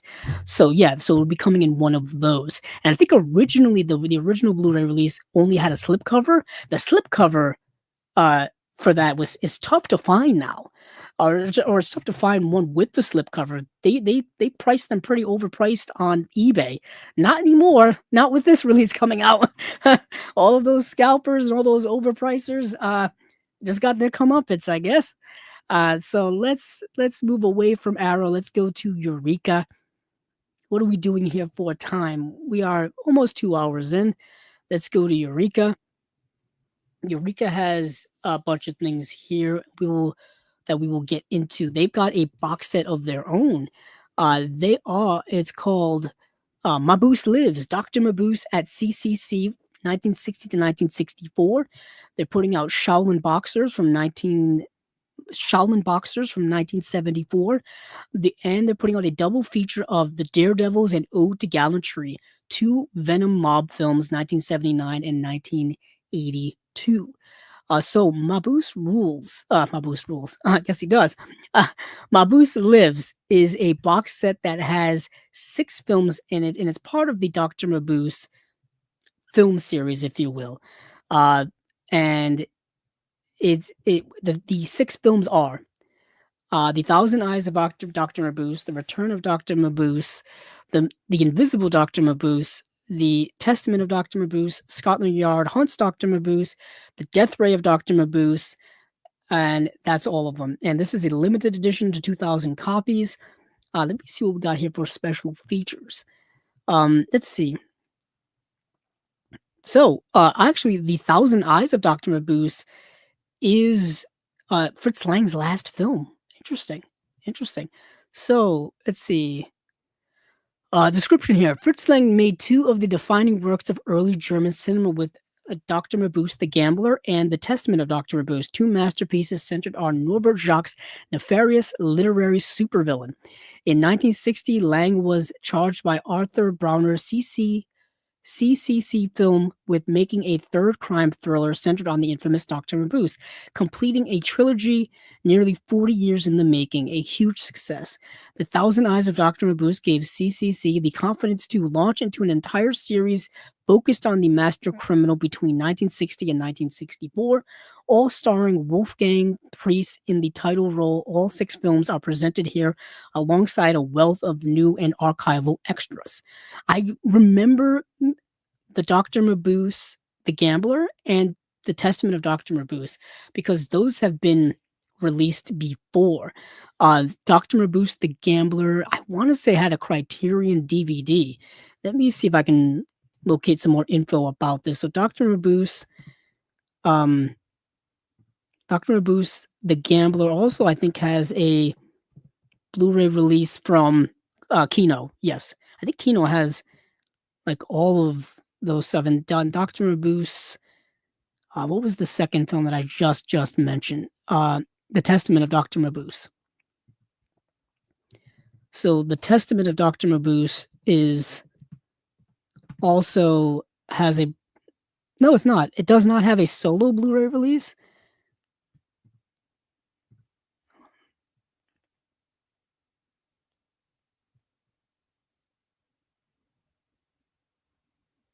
Yeah. So the Testament of Dr. Mabuse doesn't have a solo Blu-ray release, at least not that I see right now.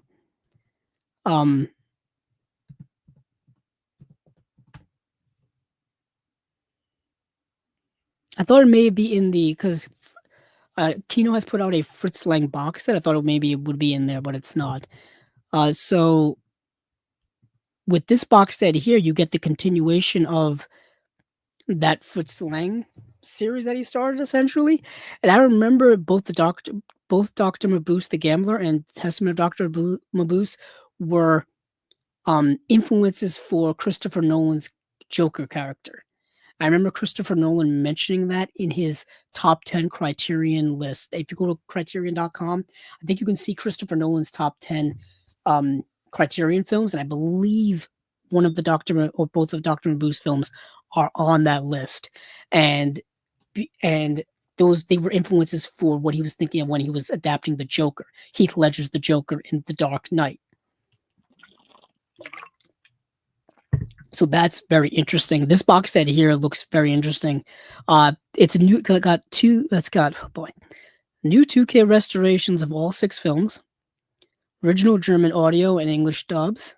It's got archival audio commentary on The Thousand Eyes of Dr. Mabuse by film historian and author David Catlett. New audio commentaries on the other 5 films by historian and author David Catlett as well.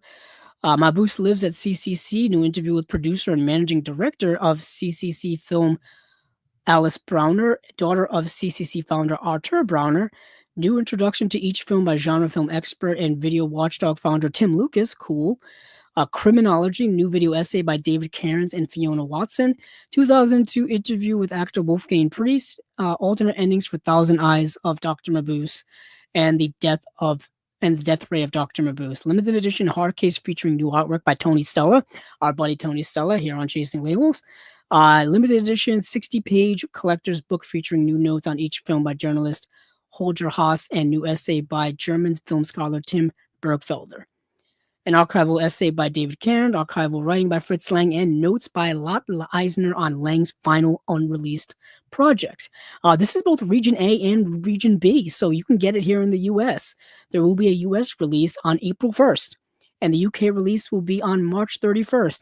Interesting that a series that concentrates around a supervillain is releasing on April Fool's Day. Interesting.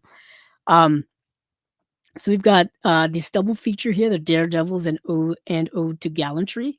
Set in Republic era China, the Daredevils follows a... Let's see, hold on.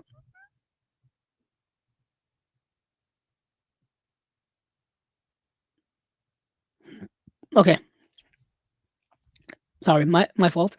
Set in Republic era China, the Daredevils follows Yang Tai-ying as he sets out to avenge his father, a military commander who was murdered in cold blood by Han Pei Sang, a thief-turned-soldier who killed Yang's father, along with the rest of his family, to take control of his estate and his army.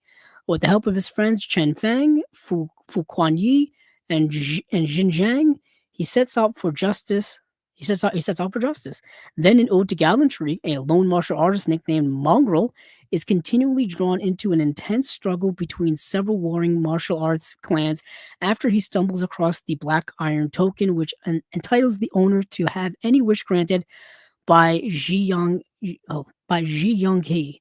a brutal kung fu master.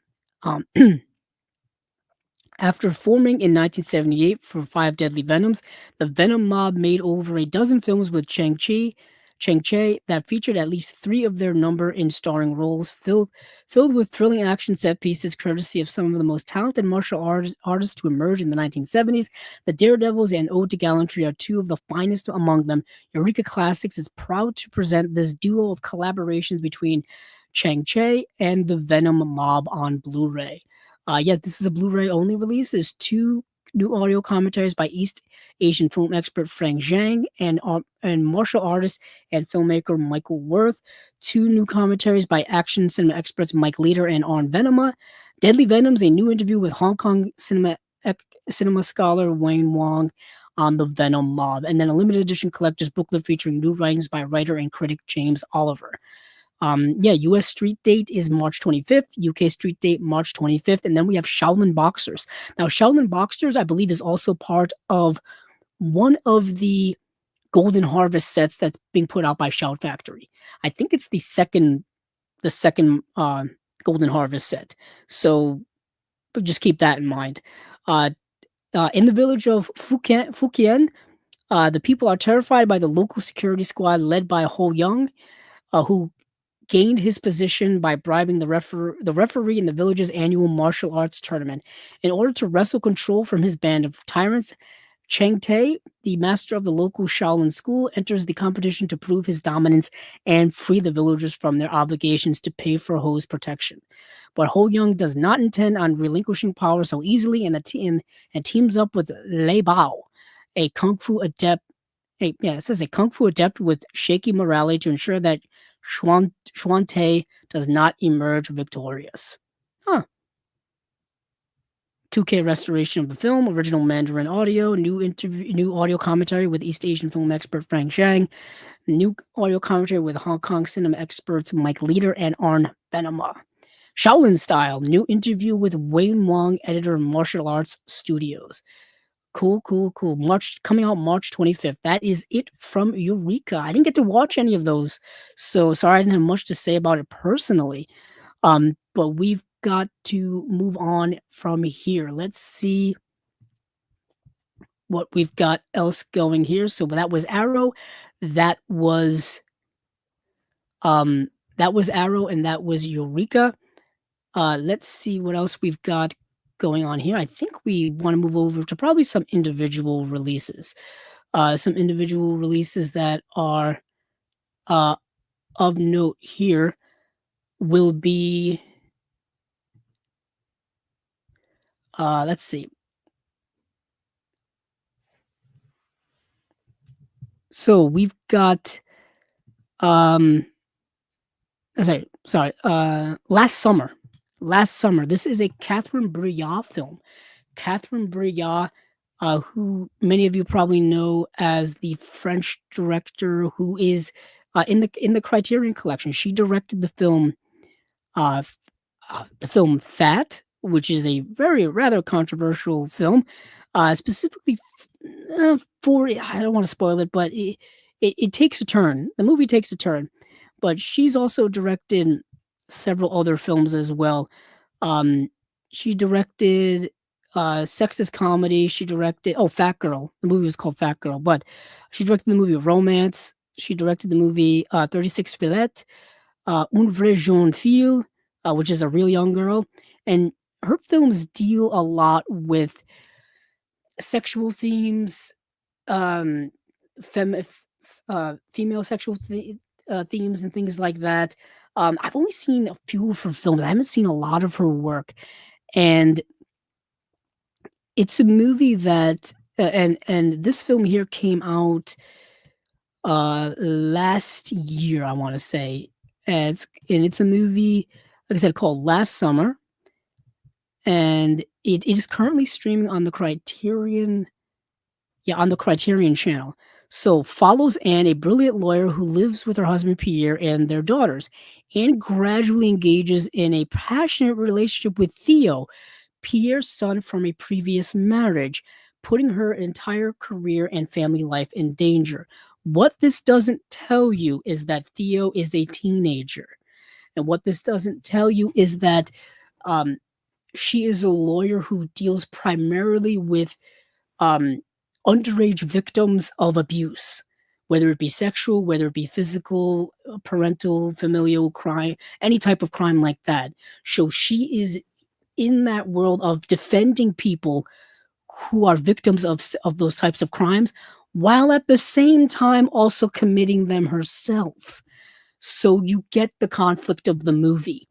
You get where the movie pushes the boundaries of what the story is telling, of what the characters are doing. And Catherine Breillat is no stranger to pushing those boundaries and is no stranger to challenging us as audience members. Um, it's a fascinating movie on those lines and those moral areas, really. And wow, what an interesting movie to take that to portray these things in. If you go onto the Criterion channel, if you have access to the Criterion channel streaming service, there's a 4-minute interview with John Waters who talks about this movie. The interviewer and him kind of go back and forth over the movie, and it's rather interesting of the things they have to say about it and how this movie has such gall to go to certain places. And it really does. It really does. I was kind of surprised, probably shouldn't have been surprised about where it was going. And yeah, it's called Last Summer. It's available to stream on the Criterion channel, but it's not going to be an easy watch for many, uh, and probably not an easy watch for most people because it does, push certain taboo boundaries of a sexual nature. So be aware of that. I don't think, unfortunately, this has any type of special feature, and I think the reason being is because it is a Janus Contemporary release. That's why I wanted to mention it. It's coming out February 18th, and I think it has Meet the Filmmakers, a new interview with director Catherine Breillat. That is it. These Janus Contemporary films releases don't really have a lot in the way of special features. If they have one or two, you're lucky. But the Janus Contemporary films releases, there are quite a few of them now. There are quite a few of them now. I have one way down here. It's at the bottom of this stack. I'm not going to dig it out, but it's Anselm, the film that was put out by Vim Vendors. I had to get that. I know EO is another film that was put out, Janus Contemporaries. Plus, there's a whole bunch of them. Go to the Criterion Collection website, and I think you will. You'll be able to get the listing of all of them. It's quite a few now. I know there's a lot of Criterion collectors out there who have all of them. The thing for me is I've gotta I've gotta get them while they're cheap. You know what I mean? At the Criterion sale at Barnes& and Noble, they're like 15 bucks a piece, which is a really good value because you're only getting the movie, and the movies are good, at least from the ones I've seen. So this is the Janus contemporary release of last summer, put out by Catherine Breillat, or directed by Catherine Breillat. Um, yeah, so that's that film. Let me see what else I've got here in my notes. Oh, we'll go, you know what we'll do? We'll go over to Radiance. Yes, because I've got Radiance up here. And Radiance put out 4 announcements here. Well, 3 from them and 1 from one of their like partner labels that they've got going on there. So the partner label release is Rulers of the City. And this is put out by Raro Video. And this movie stars Jack Palance. And this is a Fernando De Leo film. Fernando De Leo, the Italian director. It's called Rulers of the City. Cool cover. It's got Jack Palance with him like a machine gun. So it's kind of selling what the movie's about. So Tony, a debt collector for a small-time Roman boss, dreams of making it big. He meets Rick and decides to back him up in order to screw over an American gangster called Scarface Manzari, who is Jack Palance, who monopolizes all the crime in the city. But Rick is driven by revenge on Manzari because he had treacherously killed his father after a robbery years earlier. An Italian crime classic from Fernando De Leo. The Rules of the City features his trademark violence and action with a strain of dark humor, producing one of the filmmaker's most enjoyable slices of Eurocrime. That's a cool little genre there. Newly restored in 4K, it is presented on Blu-ray in the UK for the first time. So a 2020 4K restoration of the original camera negative. You got a archival featurette here called Violent City, including interviews with Fernando De Leo, Al Cliver, editor Amidio Giomini, and weapons expert Gilberto Galimberti. A new interview with Eurocrime authority Mike Malloy on the childhood revenge theme, and oh boy, Poliziateschi, which I guess is the Italian like police crime films. You see a lot of that from the 70s. A lot of that's been released lately. A lot of it, coincidentally, from Radiance. And then you got new and improved English subtitle, limited edition booklet with new writing by Francesco Massacre. These are their March releases, by the way. This is coming out in March from Radiance. Fernando De Leo film, put out by Raro Video, Rulers of the City. Cool stuff there. Let's see what else we've got cooking here. So we are on Radiance for those of you listening at home, for those of you watching, and the Radiance releases are from them directly. The Eel, Je t'aime, and then a box set here. We all love the Radiance box sets of Hardboiled, 3 pulp thrillers by Alain Corneau. So let's get into what I did get to see, which is The Eel and Je t'aime. So The Eel, this is a film directed by, let me see if I can get the director here. Nice if they would just list it directly on here. I always get befuddled. I always get befuddled by, hold on, let me go check on, yeah, this always catches me off guard every single time, is that trying to find out specifically who the directors are of some of these movies, from Radiance. They don't put them right out front, so I've got to kind of look for, Shohei Imamura. Shohei Imamura directs The Eel, and The Eel is a really good film. So I'll give you the synopsis here. After serving time in prison for murdering his unfaithful wife, Yamashita is released on parole, accompanied only by his pet eel. Hoping to stay out of trouble, he takes over a rural barber shop that quickly becomes a gathering point for the eccentric locals. However, the discovery of a woman's failed suicide starts a chain reaction that brings back past demons, and not just his own. The Eel won master filmmaker Shohei Imamura his second Palme d'Or after 1983's The Ballad of Narayama, and was the breakthrough of its star Yakusho. So this film did win the Palme d'Or, but it also shared it with another film called Taste of Cherry, the Abbas Kiarostami film, which is an astonishing masterpiece of a film. The Abbas Kiarostami film has a Blu-ray release and a DVD release from Criterion. I have it in my collection, and that movie is such a masterwork of a film. My goodness. So for this movie to share the Palme d'Or with that, this movie had to be good, and it is indeed very good. So what you've got here is you've got this character who goes to prison for this horrific crime that he commits, and after 8 years, he is released on parole, and he tries to, live a different life. He starts a barber shop, and he's just trying to live his life, and him trying to be this reformed criminal and this reformed person, that battle is all within him. It's not really outward, and he kind of just wants to be left alone. And he actually only really confides and talks to his pet eel. That's how he kind of is able to process all of this this stuff. And he meets several characters along the way. The woman that they mentioned in the synopsis here, someone who tried to commit suicide, and he finds her and he basically rescues her. So she becomes like attached to him. She, starts becoming, she starts working at his barber shop. She starts like making him like food, and like starts trying to attach to him. But he so has his own stuff going on that he doesn't want to be involved with anyone because of his past relationship issues as well. So he's trying to internalize his own trauma and his own past and move on with a new future, but it's tough. And the film is bringing up this kind of idea that, can criminals be reformed? Can they can they return to society and live different lives than their previous life that got them into prison? Specifically, in this case, violent criminals who committed a murder. Can that happen? And the movie doesn't really give you the answers to that, because there really is no clean answer to that. It's still something I think we're battling with now in our society. When it comes to criminal reform now, when it comes to criminality, when it comes to the prison system we have here in the United States and all this kind of stuff. I know this is Japan and it's a different time, but I'm just talking in general terms of, prison reform and, incarceration reform, and whether prisoners and criminals can be reformed and all that kind of stuff. And the movie does kind of play around with those themes.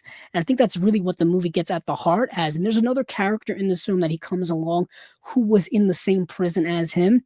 And the way in which he processes all of these things is very externally, which is the opposite of our main character.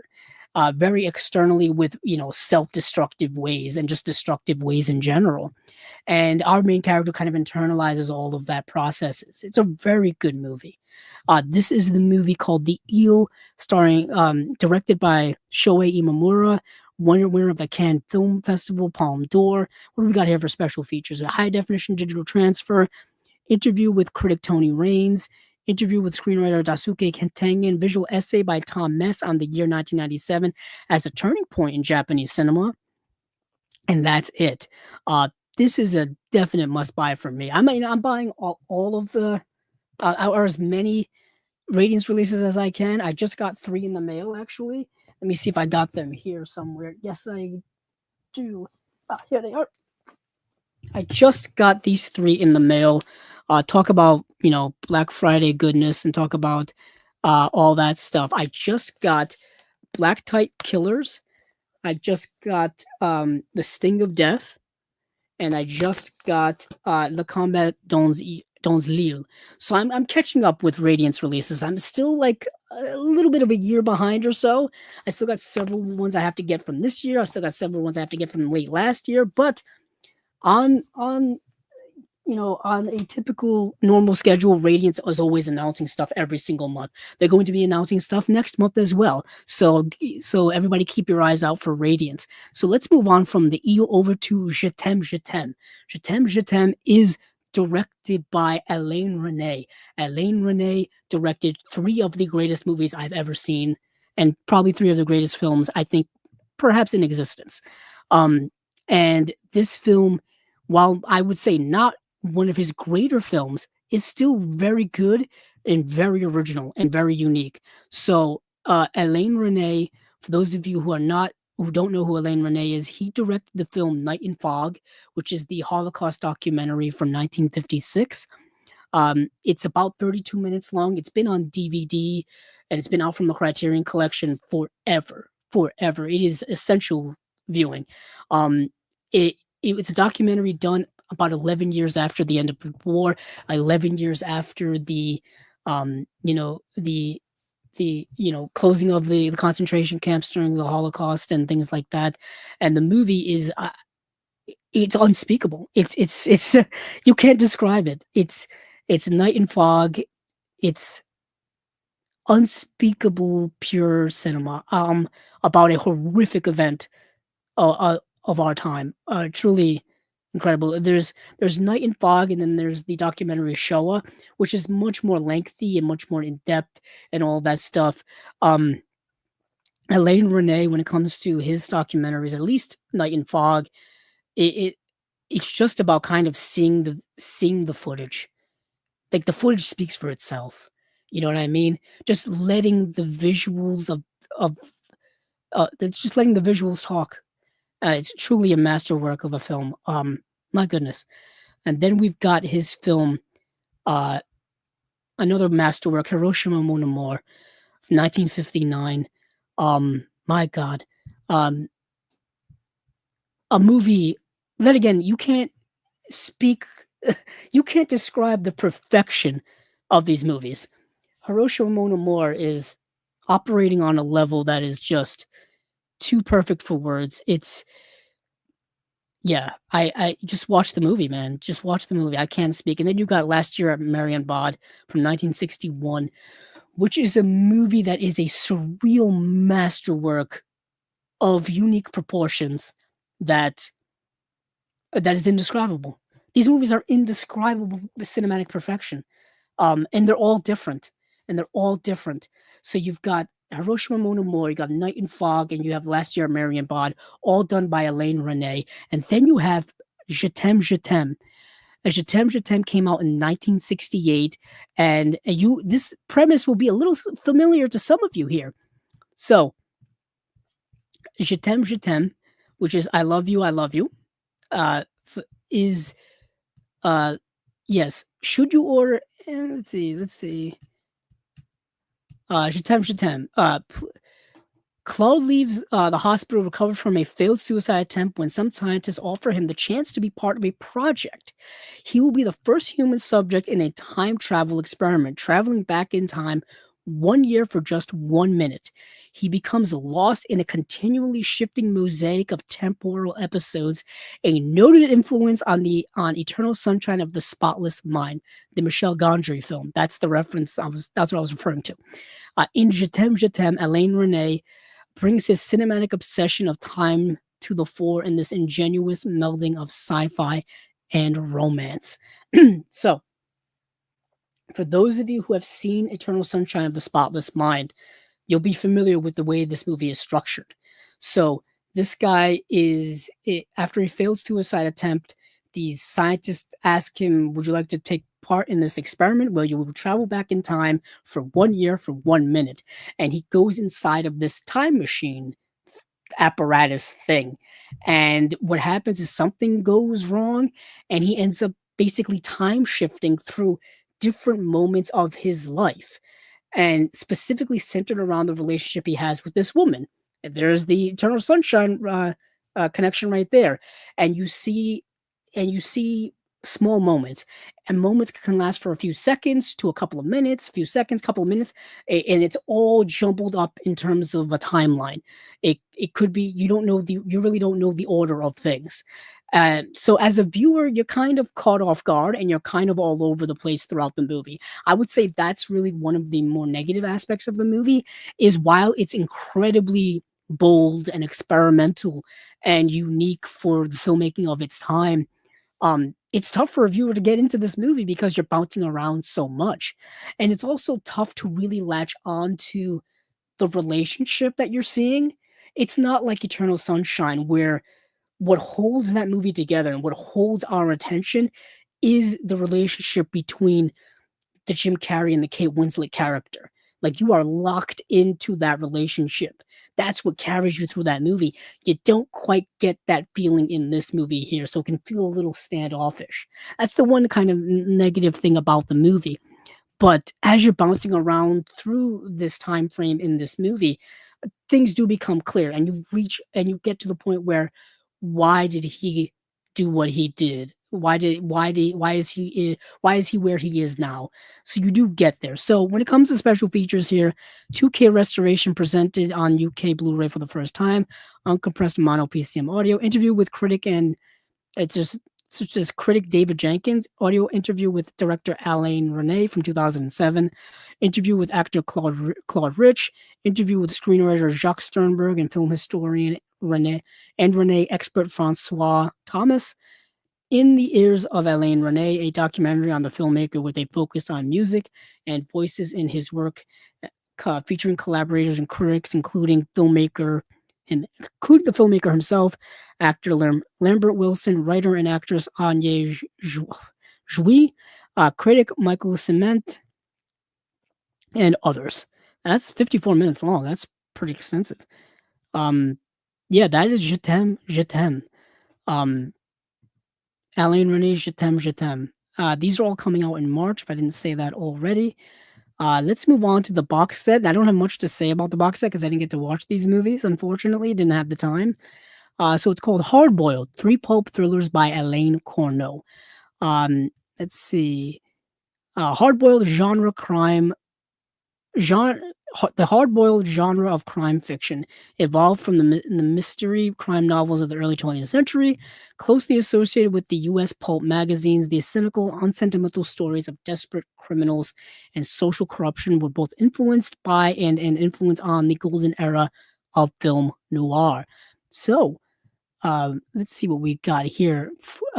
As the, as their popularity waned in the United States, the hardboiled genre remained hugely popular and relevant through the 1960s and 1970s in France, thanks to the successful série noir imprint and a succession of new translations. In Alain Corneau's early films, he sought to continue the noir tradition in his native France and was both directly and indirectly inspired by titans of hardboiled genre, including Kenneth Fearing and Jim Thompson, a heady combination of classic noir and 70s grit. These three darkly thrilling films are vastly underrated and important works in the canon of crime cinema. And these films are these films are Police Python 357. Yves Montand plays a tough cop who, when his lover is found murdered, finds himself implicated in her death and in a battle of wits with a powerful rival in the second screen adaptation of Kenneth Fearing's The Big Clock. Oh, interesting. It's another adaptation of The Big Clock. So you have série noir adapts Jim Thompson's A Hell of a Woman to the banlieues of Paris in an astonishing performance. Patrick Dewar attempts to save a young girl from prostitution with murder the only solution. So yeah, we've got there's Police Python 357, série noir, and Choice of Arms. Those are the three movies. I just want to make that clear. So série noir is the second one, which I just talked about. In Choice of Arms, Yves Montand heads and cast including Catherine Deneuve and Gerard Depardieu as a former crook pulled out of retirement when a gang on the run turned to him for shelter after a prison break. I want to watch all of these right now. 4K restorations from the original negatives by Studio Canal, presented on all three discs. You've got an audio commentary by Mike White on Police Python 357, Maxim Jakubowski on Python 357 source novel and adaptation, archival interview with Alain Corneau and Francois Perrier about the Police Python 357 from Belgian television, série noir set interviews with Alain Corneau, Patrick Dewar, and Miriam Boyer from Belgian television, série noir The Darkness of the Soul, an archival documentary featuring cast and crew on the making of the film. Archival interview with Alain Corneau and Marie Trintignant about série noir, visual essay about Jim Thompson, adaptations for the screen by Paul Martinovich, introduction by documentary filmmaker Jerome Wyman, Shooting choice of arms interview with cast and crew, including behind the scene footage. Interview with the new Montand and Depardieu from the set. Interview with Manuela Lazic on Yves Montand in the 1970s. This is a deluxe a set as you can find. My goodness, I am exhausted reading all that stuff and just talking about this. So that is Hardboiled, three pulp thrillers by Alain Corneau. I want this set now so I can watch these movies. Um, let's move on from there. We are done with um, Radiance, and now we are moving on to Scream Factory / Shout Factory. To be honest, I'm just gonna read off these, just because I didn't get to really get into any of these. Just no, I just didn't have the time. So these are the February releases for Scream / Shout Factory. We have Ghosts of Mars getting a 4K release, Humanoids from the Deep getting a 4K release, Galaxy of Terror getting a 4K release, Sick is getting a 4K release, the first Slam Dunk is getting a 4K release, and then a Chinese Odyssey Parts 1 and 2. I think that is just a Blu ray release, and these are all coming out in February. So I just wanted to go down the list of all those right away, um, really quickly. And then I want to move on to something else. Um, so let me pull up some individual releases, and then we'll get on to the Vinegar Syndrome stuff. So, um, let me go over to diabolicdvd.com because they have their Black Cauldron release. Their release of from their own brand, their own label rather. We should call that label because it is chasing labels here. So they are putting out a box set, and this is going to be a Lamberto Bava box set, and it's going to have the movies Graveyard Disturbance, Until Death, The Ogre, Dinner with a Vampire. And I believe it's also going to come with a CD as well. Let me see. Yeah, there's 1, 2, 3, 4 Blu-rays, and the fifth disc is a CD, which is the Bravado Giallo original soundtrack compilation. So each movie gets its own disc release, and with loads of special features on each disc here. I won't go through all of these right now because I didn't get to see any of these movies. But it looks like they're all getting 4K restorations. So Graveyard Disturbance from 1987 is getting a 4K restoration. Until Death from 1988 is getting a 4K scan of the negative. The third film, The Ogre from 1989, is getting a 4K scan of the negative. And then Dinner with a Vampire from 1989 is getting a 4K scan of the negative as well. And looks like each film is coming with an audio commentary. Maybe not. No, I think I just made that up. So, Graveyard Disturbance. 5 young thieves set out for their adventure only to find the stakes to be higher than expected when they bet it all and spend the night in the catacombs from hell. The dead rule the underground and won't be thwarted by mortal screams. If they make it until morning, they'll keep the prize. That is if they make it. Directed by Lamberto Bava. Lamberto Bava is the son of Mario Bava, for those of you not in the know, I guess. But we've got an interview. We got 1, 2, 3, 4, 5 interviews on this disc here. Yeah. And then and there's an audio commentary as well. There's a poster that comes with it. And then we've got the next film, Until Death. A troubled couple have a murderous secret. Linda and Carlo have been living for years with the fear and paranoia of their crime being discovered. They know that someone or something is coming for them. Is it the police or is it the revenge from beyond the grave? And this comes with 1, 2, 3, 4 interviews as well as an audio commentary and a poster. So each of these are getting audio commentaries and posters so far. And then The Ogre. Cheryl, a famous horror writer, draws dark tales from her childhood nightmares. When she takes her family to a remote Italian villa to conjure inspiration, she is confronted by her own memories and a grotesque fiend that inhabits the basement. She and her families must stick together to defeat or escape the ogre. Nice. And it has 1, 2, 3. It's got 3 new interviews plus archival interviews plus an audio commentary. That's nice. And then we got Dinner with a Vampire. 5 aspiring actors get the callback of a lifetime to work with famed director Carl Urich. But first, dinner at his palatial estate, of course. The night takes a cruel twist as Urich reveals he is an ancient vampire yearning for true death. The task will be to kill him before his vampiric nature takes their lives one by one. That's an interesting premise.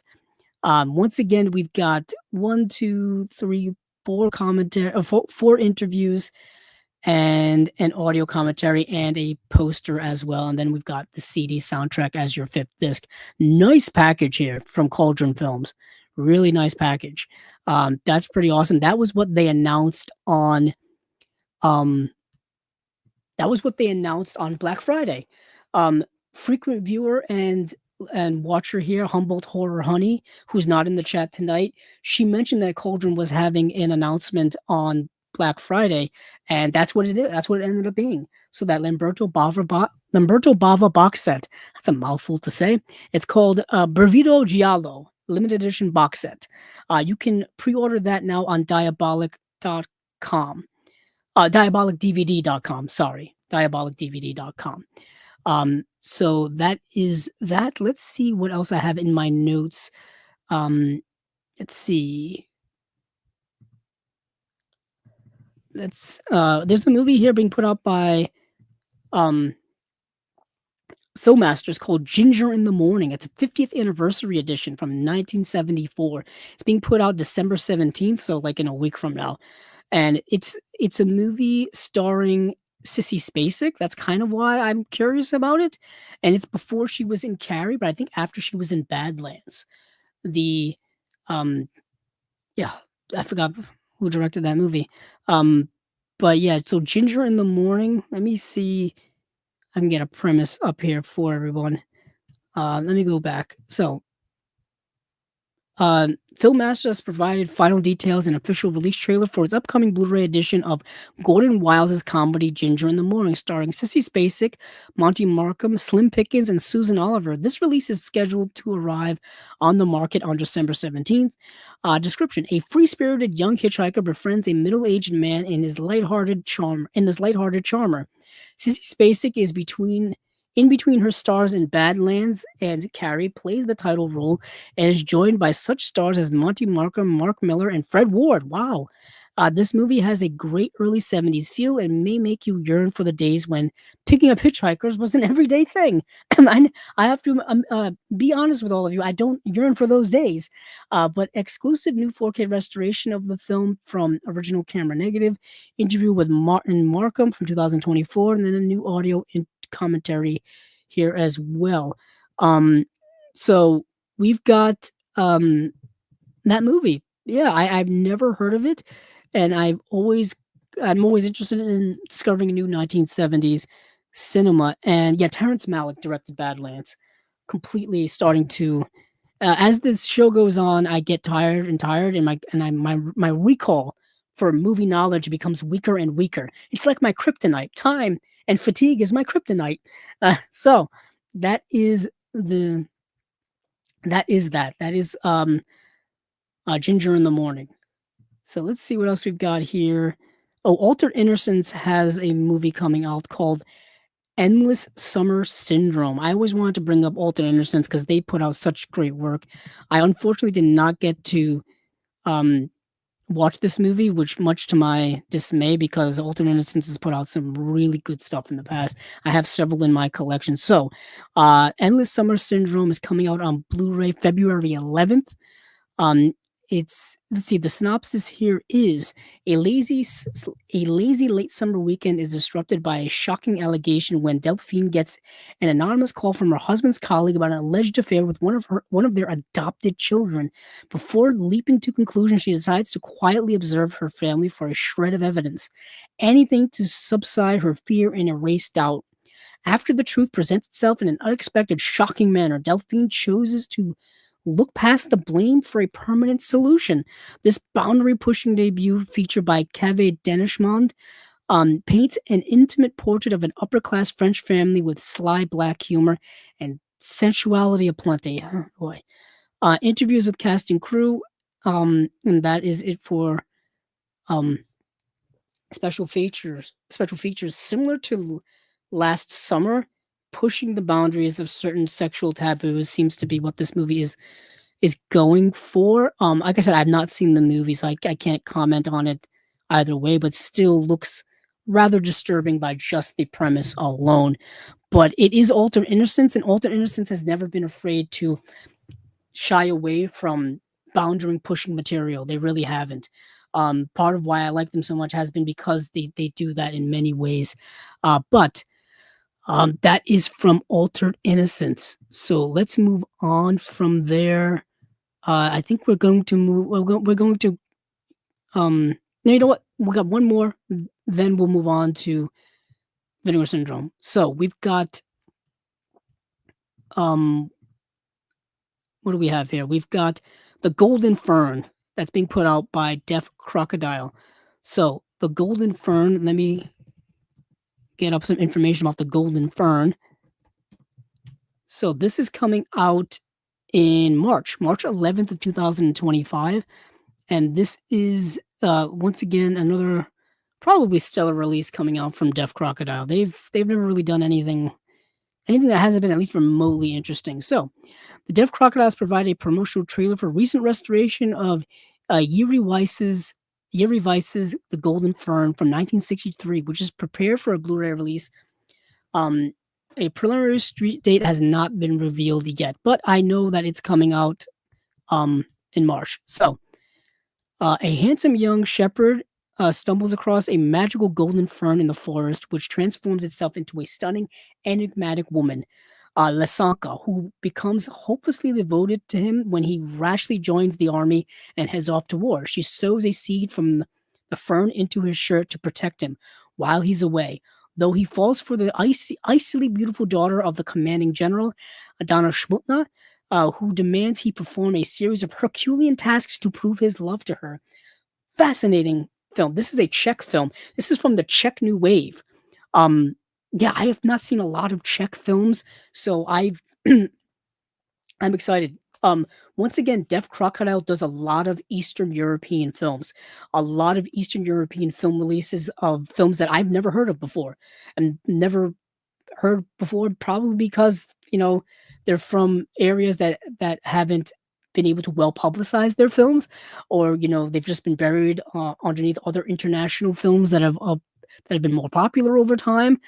Perhaps they've been buried due to certain political reasons. I don't really know. All I know is that Deaf Crocodiles put out a ton of Eastern European films, everything from live action to animation to stop motion animation, all good stuff. Honestly, an overwhelming amount of interesting stuff that I'm so far behind on adding to my collection, you wouldn't believe how frustrating it is. So, this is the Golden Fern put out by Deaf Crocodile. So now let's go over to um, Vinegar Syndrome. So let's do a little recap here of what's been going on over at um, Vinegar Syndrome. So they had their Black Friday sale. I don't know if any of you partook in the Black Friday sale or not. I did a little bit. I bought a few things there. Like I mentioned, I bought the cinematograph release of Going South. Let me see what else did I buy. While I'm on their website, I might as well take a gander because I often sometimes forget these things myself. So I bought the partner label release of Dream Life. I bought, let's see, what other group of things did I buy? Southern Comfort, the VSU release. Touch, I bought, which is the other cinematograph release. 5 Card Stud, and Singapore Sling. Singapore Sling, what a movie! Just what a movie! My goodness, I talked about it when it was announced, but what a movie! Also on Vinegar Syndrome's website on that day, they announced quite a few of new releases for that Black Friday. The Keep by which is an early Michael Mann film, sold out in less than 24 hours. The limited edition did, and the standard edition sold out as well in that same time frame. So they ended up releasing a few thousand more copies of the standard edition, so people could at least get it. That had to be the fastest sellout we've had in forever. when it comes to a Black Friday title. Um, I know that a lot of people did not get the limited edition. I know I didn't, so I am waiting for Orbit DVD to get their supply in stock, for Diabolic DVD to get their supply in stock. I'm gonna keep my eyeballs on there every single day for the rest of this month in order to snag one. Because you already know that they're going to be going for super duper prices on eBay and places like that. I've already seen scalpers, doing things like that. It's really, really annoying. Um, because I know it's a thing that's inevitably a part of the collecting world, whether you're collecting comic books or baseball cards or football cards or collecting albums, collecting movies, collecting whatever. There's going to be people going to take advantage of people's want and need for that. That's just capitalism. Unfortunately, it's a pretty immoral form of economics, I would say. But damn, damn, right away, right away, it literally just came out. Um, so you had the keep, you had a sliver, which is was it Philip Noyce film. Unfortunately, Vinegar Syndrome has taken down all of those releases and taken down all their Vinegar Syndrome proper releases because it's partners labels month. So they took down all of those releases and just have their partner label stuff on sale this month. And also announced a bunch of partner label stuff too, which I will definitely get into. But I just wanted to, make comment on, what happened on Black Friday and things like that. And hopefully you guys bought some stuff. If you didn't, then you didn't. If you did, then you did. Whatever is best for you is best for you. So let's get into the partner label stuff, just because I am getting tired and we're about 3 hours into this here. And I like to keep these episodes around the 3 hour mark if I can. So let's get into some partner label goodness, shall we? So let me read all these out and then we'll get into what I got to see, what I didn't get to see, all this kind of stuff. So first up here is A Little More Flesh from Art Label. Secondly, here is Bloodorama Triple Frightmares 2, which is put out by AGFA.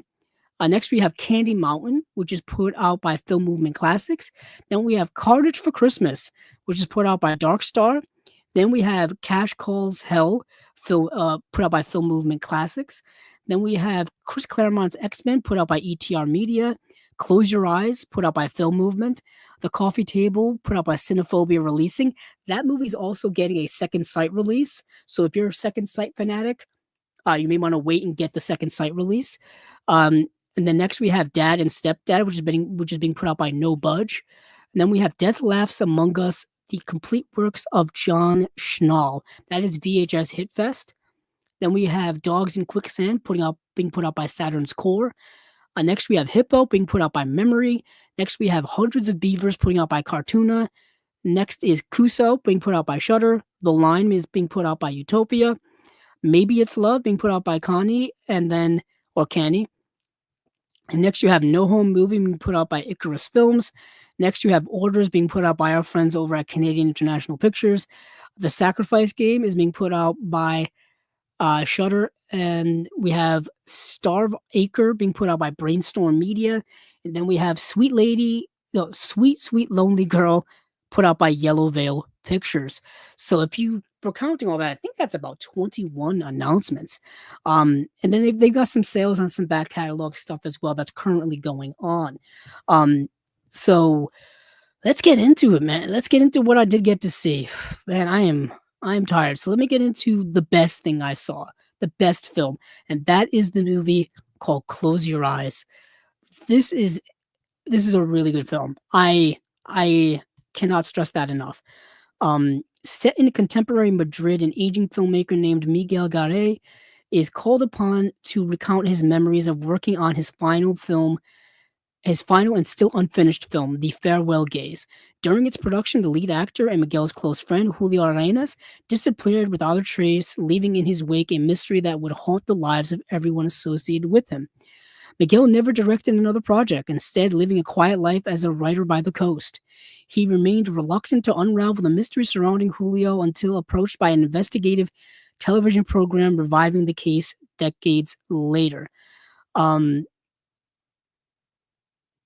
So what happens is the movie opens with one of the scenes from this unfinished film. And what you also and what you see is that it segues into this kind of unsolved mysteries news program type of thing. Many of you have seen this, where a woman says, and this actor then disappeared, and this is some of the final footage from his final work, and and then it transitions over to this director character, Miguel Garay, and what you learn about not only the circumstances surrounding the making of that movie, because it's not really about that. That's kind of a MacGuffin of it all. I What's also a MacGuffin is the mystery behind this missing actor. What actually happened to him? His body was never found. No traces of him were ever found. He just kind of disappeared, and there's just a mystery behind it. And what you get into is the backstory of this character, but also like him dealing with that, but dealing with his current life and how his past affects his present and all of those things. A lot of existentialism in here. It's a beautiful artistic work of a film with wonderful acting, and there's a powerful aesthetic of visual medium filmmaking in here. A lot of the acting and a lot of the emotion is portrayed just through acting. My goodness, it's such pure cinema in this movie. I was just completely taken away by it and engrossed, not only in the mystery of uncovering the story of this missing actor, but just about this character and what that did to him and what his life is now compared to what it was before. The regret, the melancholy, the happiness, the unhappiness, all of these things that make up what it's like to be human and to live a full life is in this movie. This movie gave me a lot of cinema paradiso vibes in it. That type of emotion. It's not doesn't quite have that magic, but it's got that vibe at times, and it's a really beautiful film. I love this movie. I don't typically go and pre-order a lot of these things, but I may have to pre-order this movie. It's down to about 524 copies as of this recording, and I may need to order it. Because it is that good. It's a movie that came out in 2023. And I think it just had a lot of its theatrical exhibitions this year. So people I think are discovering it perhaps for the first time. And good on them because this movie is extraordinary. I loved it. I can't stress how great this movie is. Really kudos to Film Movement for putting this out and for getting it. Um, Unfortunately, nothing in the way of special features, only cast and crew interviews. That is it, which is a damn shame because it's such a great film. It's a long film. It's 169 minutes, but it's worth the journey. For me, it's worth the journey. Did it have to be that long? Perhaps not, but still, to me, I was so engrossed in it that I really didn't mind it being that long. So yeah, that is a Close Your Eyes. Extraordinary film. Extraordinary film. I can't recommend it enough. Let me move on to some other stuff here. Quickly, Chris Claremont's X-Men. You can watch this on Tubi. It's a documentary about the legendary Chris Claremont, who was a comic book creator and writer. He's most primarily known for working on the X-Men for a very long time. For a very long time. Basically, he worked on the X-Men from the late 1970s all the way up until the early 90s. He is the reason why the X-Men are as popular as they are today in pop culture. He is the reason why the X-Men are the way they are. He is the godfather of the X-Men, in my opinion. And this documentary kind of celebrates his career on that. It really just focuses on his career, on working on the X-Men, working at Marvel, and stuff like that. The reason why I'm not too like over overselling it is because the documentary is just okay. It's kind of all over the place structurally as a documentary. You're just seeing like interview interview clips like strung together with like a loose narrative kind of connecting them. It's not a great documentary. It's kind of a standard documentary, really. It's not really in depth, and I don't think it's anything that if you're a comic book fan, that's going to be revelatory to you in any way. But if you don't know anything about Chris Claremont, you don't know anything about his run on the X-Men or his work on the X-Men, it's definitely a good watch. Watch it on Tubi if you can. Next is a movie called The Coffee Table, which a lot of people are well aware of, and I had heard about it because Second Sight had announced that they were putting it out a while ago, and that movie I think is still coming out from them. Uh, Dark movie, harsh movie, tough to watch. Don't recommend it for people who have certain sensibilities for certain types of violence done to certain types of individuals. I'm being cagey about it because if I told you what it would be, I would spoil the whole movie. Um, but heck, the cover of the slipcover kind of spoils the whole movie for you anyway. But yeah, it's a harsh movie. It's billed as a dark comedy, but in no way is it a comedy. It's very tense, very shrill, very to the point, very plays a lot like Alfred Hitchcock's Rope, feels very Hitchcockian in that regard, but even darker than that movie, if that makes sense. Damn, it's a rough movie to watch, really rough movie. So I can't recommend that to everyone. Let's see what we got here for special features. Um, we have an audio commentary with director and co-writer Kay Casas, audio commentary with Eric Schultz, author of The Sweetest Taboo, an unapologetic guide to uh, things. 'Cause that's kind of spoils the movie. Interview with KK Cases as well. 91 minutes, a short thriller from 2022. Yeah. So next we got a movie called Dad and Stepdad from No Budge. Now, No Budge is a new partner label. There's a couple of new partner labels. You'll notice some names that you probably haven't heard before. This is one of them. This is good. This is a really good movie. Done on, you guessed it, no budget. So No Budge is a streaming platform and boutique label for young and emerging filmmakers focused on low budget cinema, DIY visions, alternative comedy, and more. We spotlight indie filmmakers working with limited resources and without major film industry connections. A leading curatorial voice since 2011, we have been featured by the New York Times, the New Yorker, the Guardian, Esquire, the Paris Review, and IndieWire. One of the best places to sample what's happening in low budget cinema worldwide, said the New York Times. So that's what you get with this label, is that they are basically about people who are making movies on shoestring budgets, probably local shoots with friends or associates or people that they know of from wherever, or people that they find. To be honest, I've done this, and probably maybe many of you have done this at home. I worked on a film with my friend, um called, oh goodness, I forgot the name of the movie. um yeah, and I've worked on low budget films before, and this is what this felt like. It felt just like that. Um, uh, yeah, it's a oh, what an interesting movie.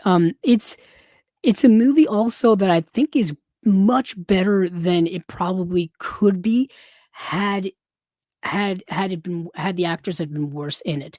Uh, for example, I'll give you the synopsis here, and then we can discuss it a little bit. When Jim and Dave meet at a cabin upstate in an attempt to bond with their 13-year-old son, Branson, tensions. Oh, excuse me. Let me start this over. When Jim and Dave meet at a cabin upstate in an attempt to bond with their 13-year-old son, Branson, tensions mount as differing parenting techniques come to the fore, along with trivial disagreements about everything from air mattresses to cigars to grilling hot dogs. So what you have here is a super low budget movie made in one location at a house in the middle of nowhere, and it's a father and a stepfather and a son. And what is interesting is that the son is portrayed by an adult, but he's 13 years old. So you can tell how, like, you can tell how this was done by like local actors or something like that. You could tell that it was done by as like an experiment. It feels like a student film or something like that. It's somebody who's kind of trying out like improv skills. Like if you're in an improv troupe, or if you're in an improv class and someone says, "Hey, act like a teenager," and then you're like, "Oh, I'm gonna walk like this. I'm gonna talk like this. I'm gonna act like this." That's how this movie plays off as. But what makes the film so good is, although it's got kind of an amateurish vibe to it, the stuff they're getting into is good stuff. Like the themes are good.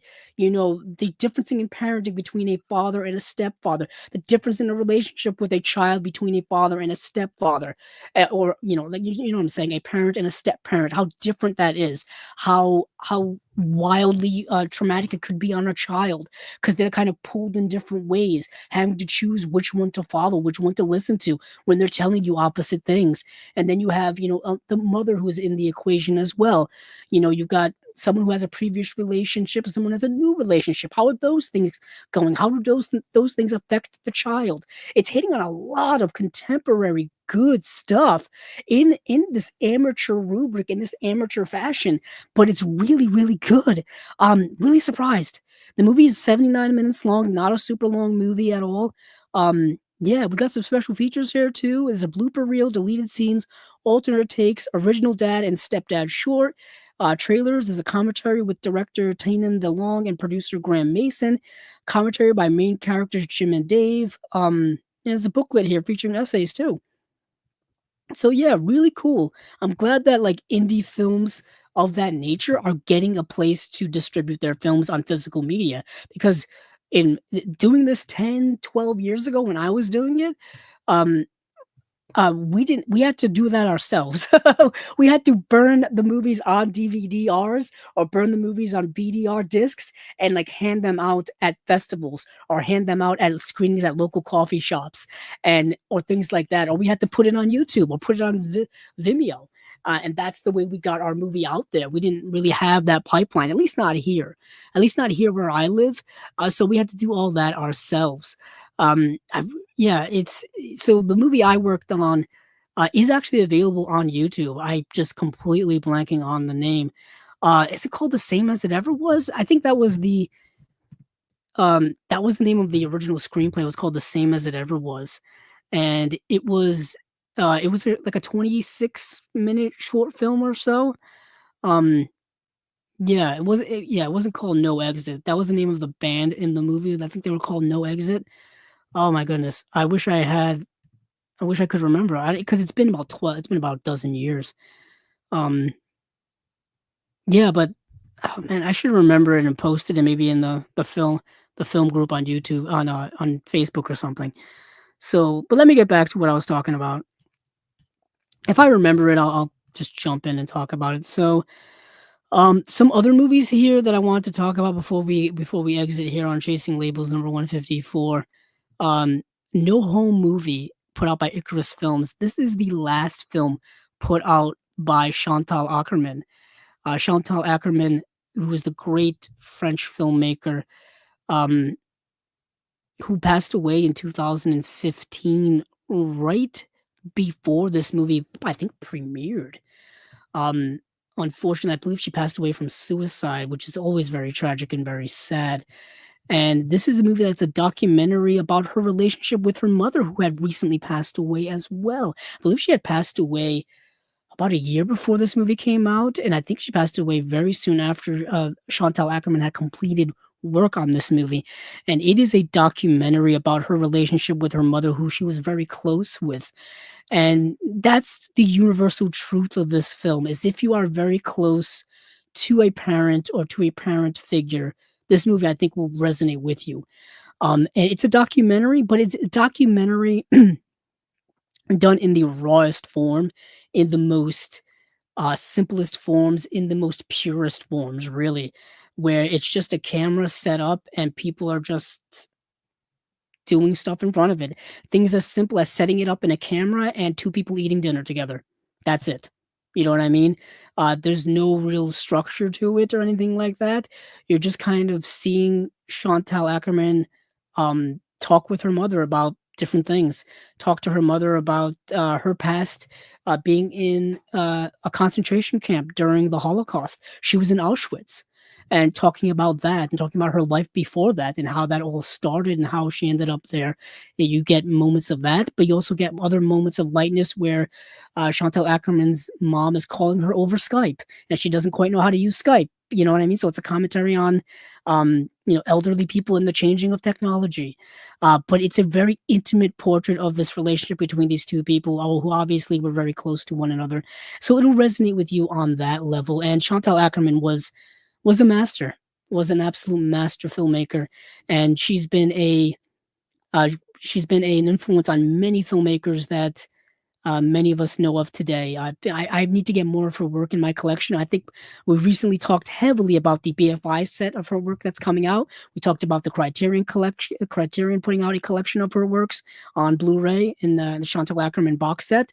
I wish they would put out a second one of those because there's plenty more Chantal Ackerman that is not in that box set. But yeah, a lot of her work can be found to stream on the Criterion channel. But yeah, this is a beautiful, beautiful work, beautiful film, beautiful documentary. We got some special features here. Bonus documentary, I Don't Belong Anywhere. The cinema of Chantal Ackerman explores some of the Belgian filmmakers' 40 plus films from Brussels to Tel Aviv, from Paris to New York. It charts the sites of her um, peregrinations and experimental filmmaker and nomad Chantal Ackerman shared with Marianne Lambert, her cinematic trajectory, one that never ceased to interrogate the meaning of her existence. And with her editor and longtime collaborator, Claire Atherton, she examines the origins of her film language and aesthetic stance. This runs 67 minutes long. This bonus documentary. So you get two documentaries here. One is 115 minutes long, which is No Home Movie, and then you get the second one here called I Don't Belong Anywhere, the cinema of Chantal Ackerman. This is a nice release, really nice release if you're a big Chantal Ackerman fan. I do have to, of course, plug Canadian International Pictures, their new movie Orders, their new release of the movie Orders. I want to make sure to plug them because they do such great stuff. They've been very nice over here to us here at Chasing Labels. It's a new release with tons of special features. My goodness. So a sophomore narrative feature from master cinematographer and filmmaker Michel Brault. This unflinching prison drama explores the most egregious injustices perpetrated during the historic October crisis. Drawn from extensive testimonials and told in the cinema direct language, Brault helped pioneer. Orders is a masterpiece of Quebecois cinema that delivers a vision no less infuriating and impactful half a century after it won Best Director at the Cannes Film Festival. Directed by Michael Brault. 108 minutes long, came out in 1974. Tons of special features here. This looks like a good one. This looks like a really good release. I may have to jump on this really soon. There's about 517 left in stock, so get yours while you can. Let's see. Yellow Veil Pictures putting out a movie called Sweet Lonely Girl, or Sweet Sweet Lonely Girl. This is a very laid back type of film. So soon after moving in with her aging aunt Dora, Adele meets Beth, seductive and mysterious, who tests the limits of Adele's moral ground and sends her spiraling down a psychological, unstable, and phantasmagoric path. Yes, phantasmagoric. What a word. What a word. This film was directed by A.D. Calvo, runs 76 minutes long, came out in 2016. Very like laid back type of movie where you're just following this young girl as she is hired to take care of her aunt, her estranged aunt, who has become agoraphobic, like heavily agoraphobic. She can't leave her bedroom. That's how agoraphobic she has become. And she's basically hired to bring her aunt her meals and her medications, and that's about it. And she's in a town she doesn't know with people she doesn't know. It's like a small town, and I think it takes place at early 80s, somewhere around there. Feels like a New England town, to be quite honest. But anywho, so she meets this young woman, this other woman who is kind of the complete opposite of her, dresses complete opposite of her, acts complete opposite of her, and they end up striking up a relationship. And it ends up kind of sending her down a different path of like acting out, being more rebellious, being more open, doing more things that she would not do before, stuff like that. And it has a little bit of consequences along with it. You'll see if you see the movie, but it's a very laid back type of movie.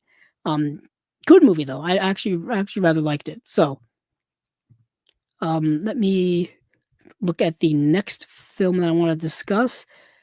Uh, um, oh, Hundreds of Beavers. This is a brand new movie, actually. This movie came out this year, 2024. And what a movie. A drunken Applejack salesman must go from zero to hero and become North America's greatest fur trapper by defeating hundreds of beavers. That's what this movie is about, but it's told in a way that is so unique and so different. It's told in a way that you would see a Buster Keaton film told, a Charlie Chaplin film told, a Harold Lloyd film told. It's told like like an action, um, like a weird action silent film. That's how the movie is portrayed, and it's so unique and so different. I like the movie a lot. It's not for everyone. I think you're gonna have to be really used to the way the film is told stylistically in order for you to get into it. But great special effects in it. The cool special effects, the way they do it, and the way they do the whole movie and whatnot. But it is a 2 disc Blu-ray release. Play movie with visual effects breakdown, trapline chapter menu, 3 audio commentaries. There's a sober commentary, a drunk commentary, a trash documentary. They're all moderated. And then you have deleted scenes, Gene Kayak and his Acme Applejack lyric video, Blink, a high school short film by Mike Cheslick, Bob Barilto sound design breakdowns. Yeah, Mike Cheslick is the director here. I like this movie. This movie was making the rounds at I think film festivals this year, and people really kind of dug it. Um, there's a Movies That Made Me with Joe Dante and Josh Olson interview with Mike and Ryland. That's from April 7th of 2024. So that's really cool. And then you got Movie Mindset interview with Mike Cheslick from May 27th, 2024. And then you got WMSC 90.3 Montclair State University radio interview with Ryland Twos from June 1st of 2024. So that's really cool. So that is Hundreds of Beavers. I like it. It's from this year. It's unique. Let's see what else we've got here. So let's go with Carnage for Christmas. So Carnage for Christmas is directed by Alice Mao McKay, and I think it's their first film. It's Christmas, so come with us on a blood-soaked sleigh ride to the conservative hometown of trans true crime podcaster Lola. Worried about the town's reaction to her transition, Lola is ready to take on anyone this holiday season. However, she didn't expect that person to be a Santa masked killer, paying grisly homage to the town's own haunted legend, the Toymaker. Now, Lola, who has her own connection to the original Toymaker murders, must put an end to these gruesome murders. So this movie plays like a Nancy Drew, Veronica Mars type mystery, and it's really like great in that regard. It's a low budgeted film, so you'll definitely notice that.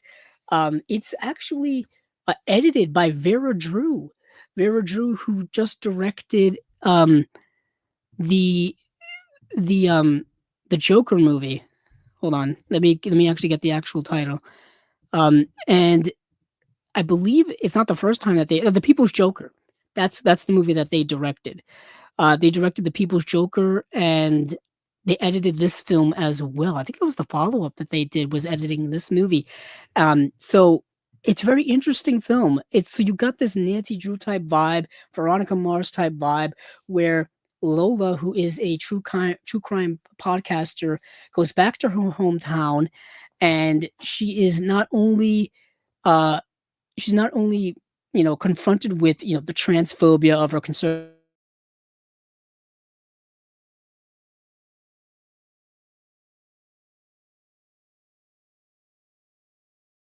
She's the one that's gotta be, like, play detective and go on the trail and figure it out because the local police may or may not be involved with it as well.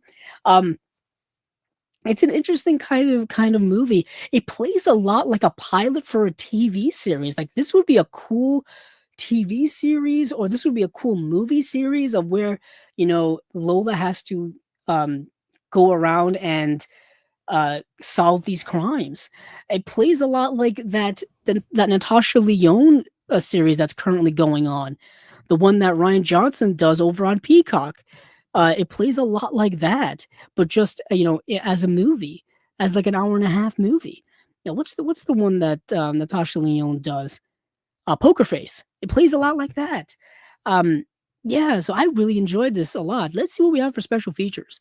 So we've got just Satanic Panic full feature, a conversation with actor Jordan Gonzalez and director Alice Mal McKay.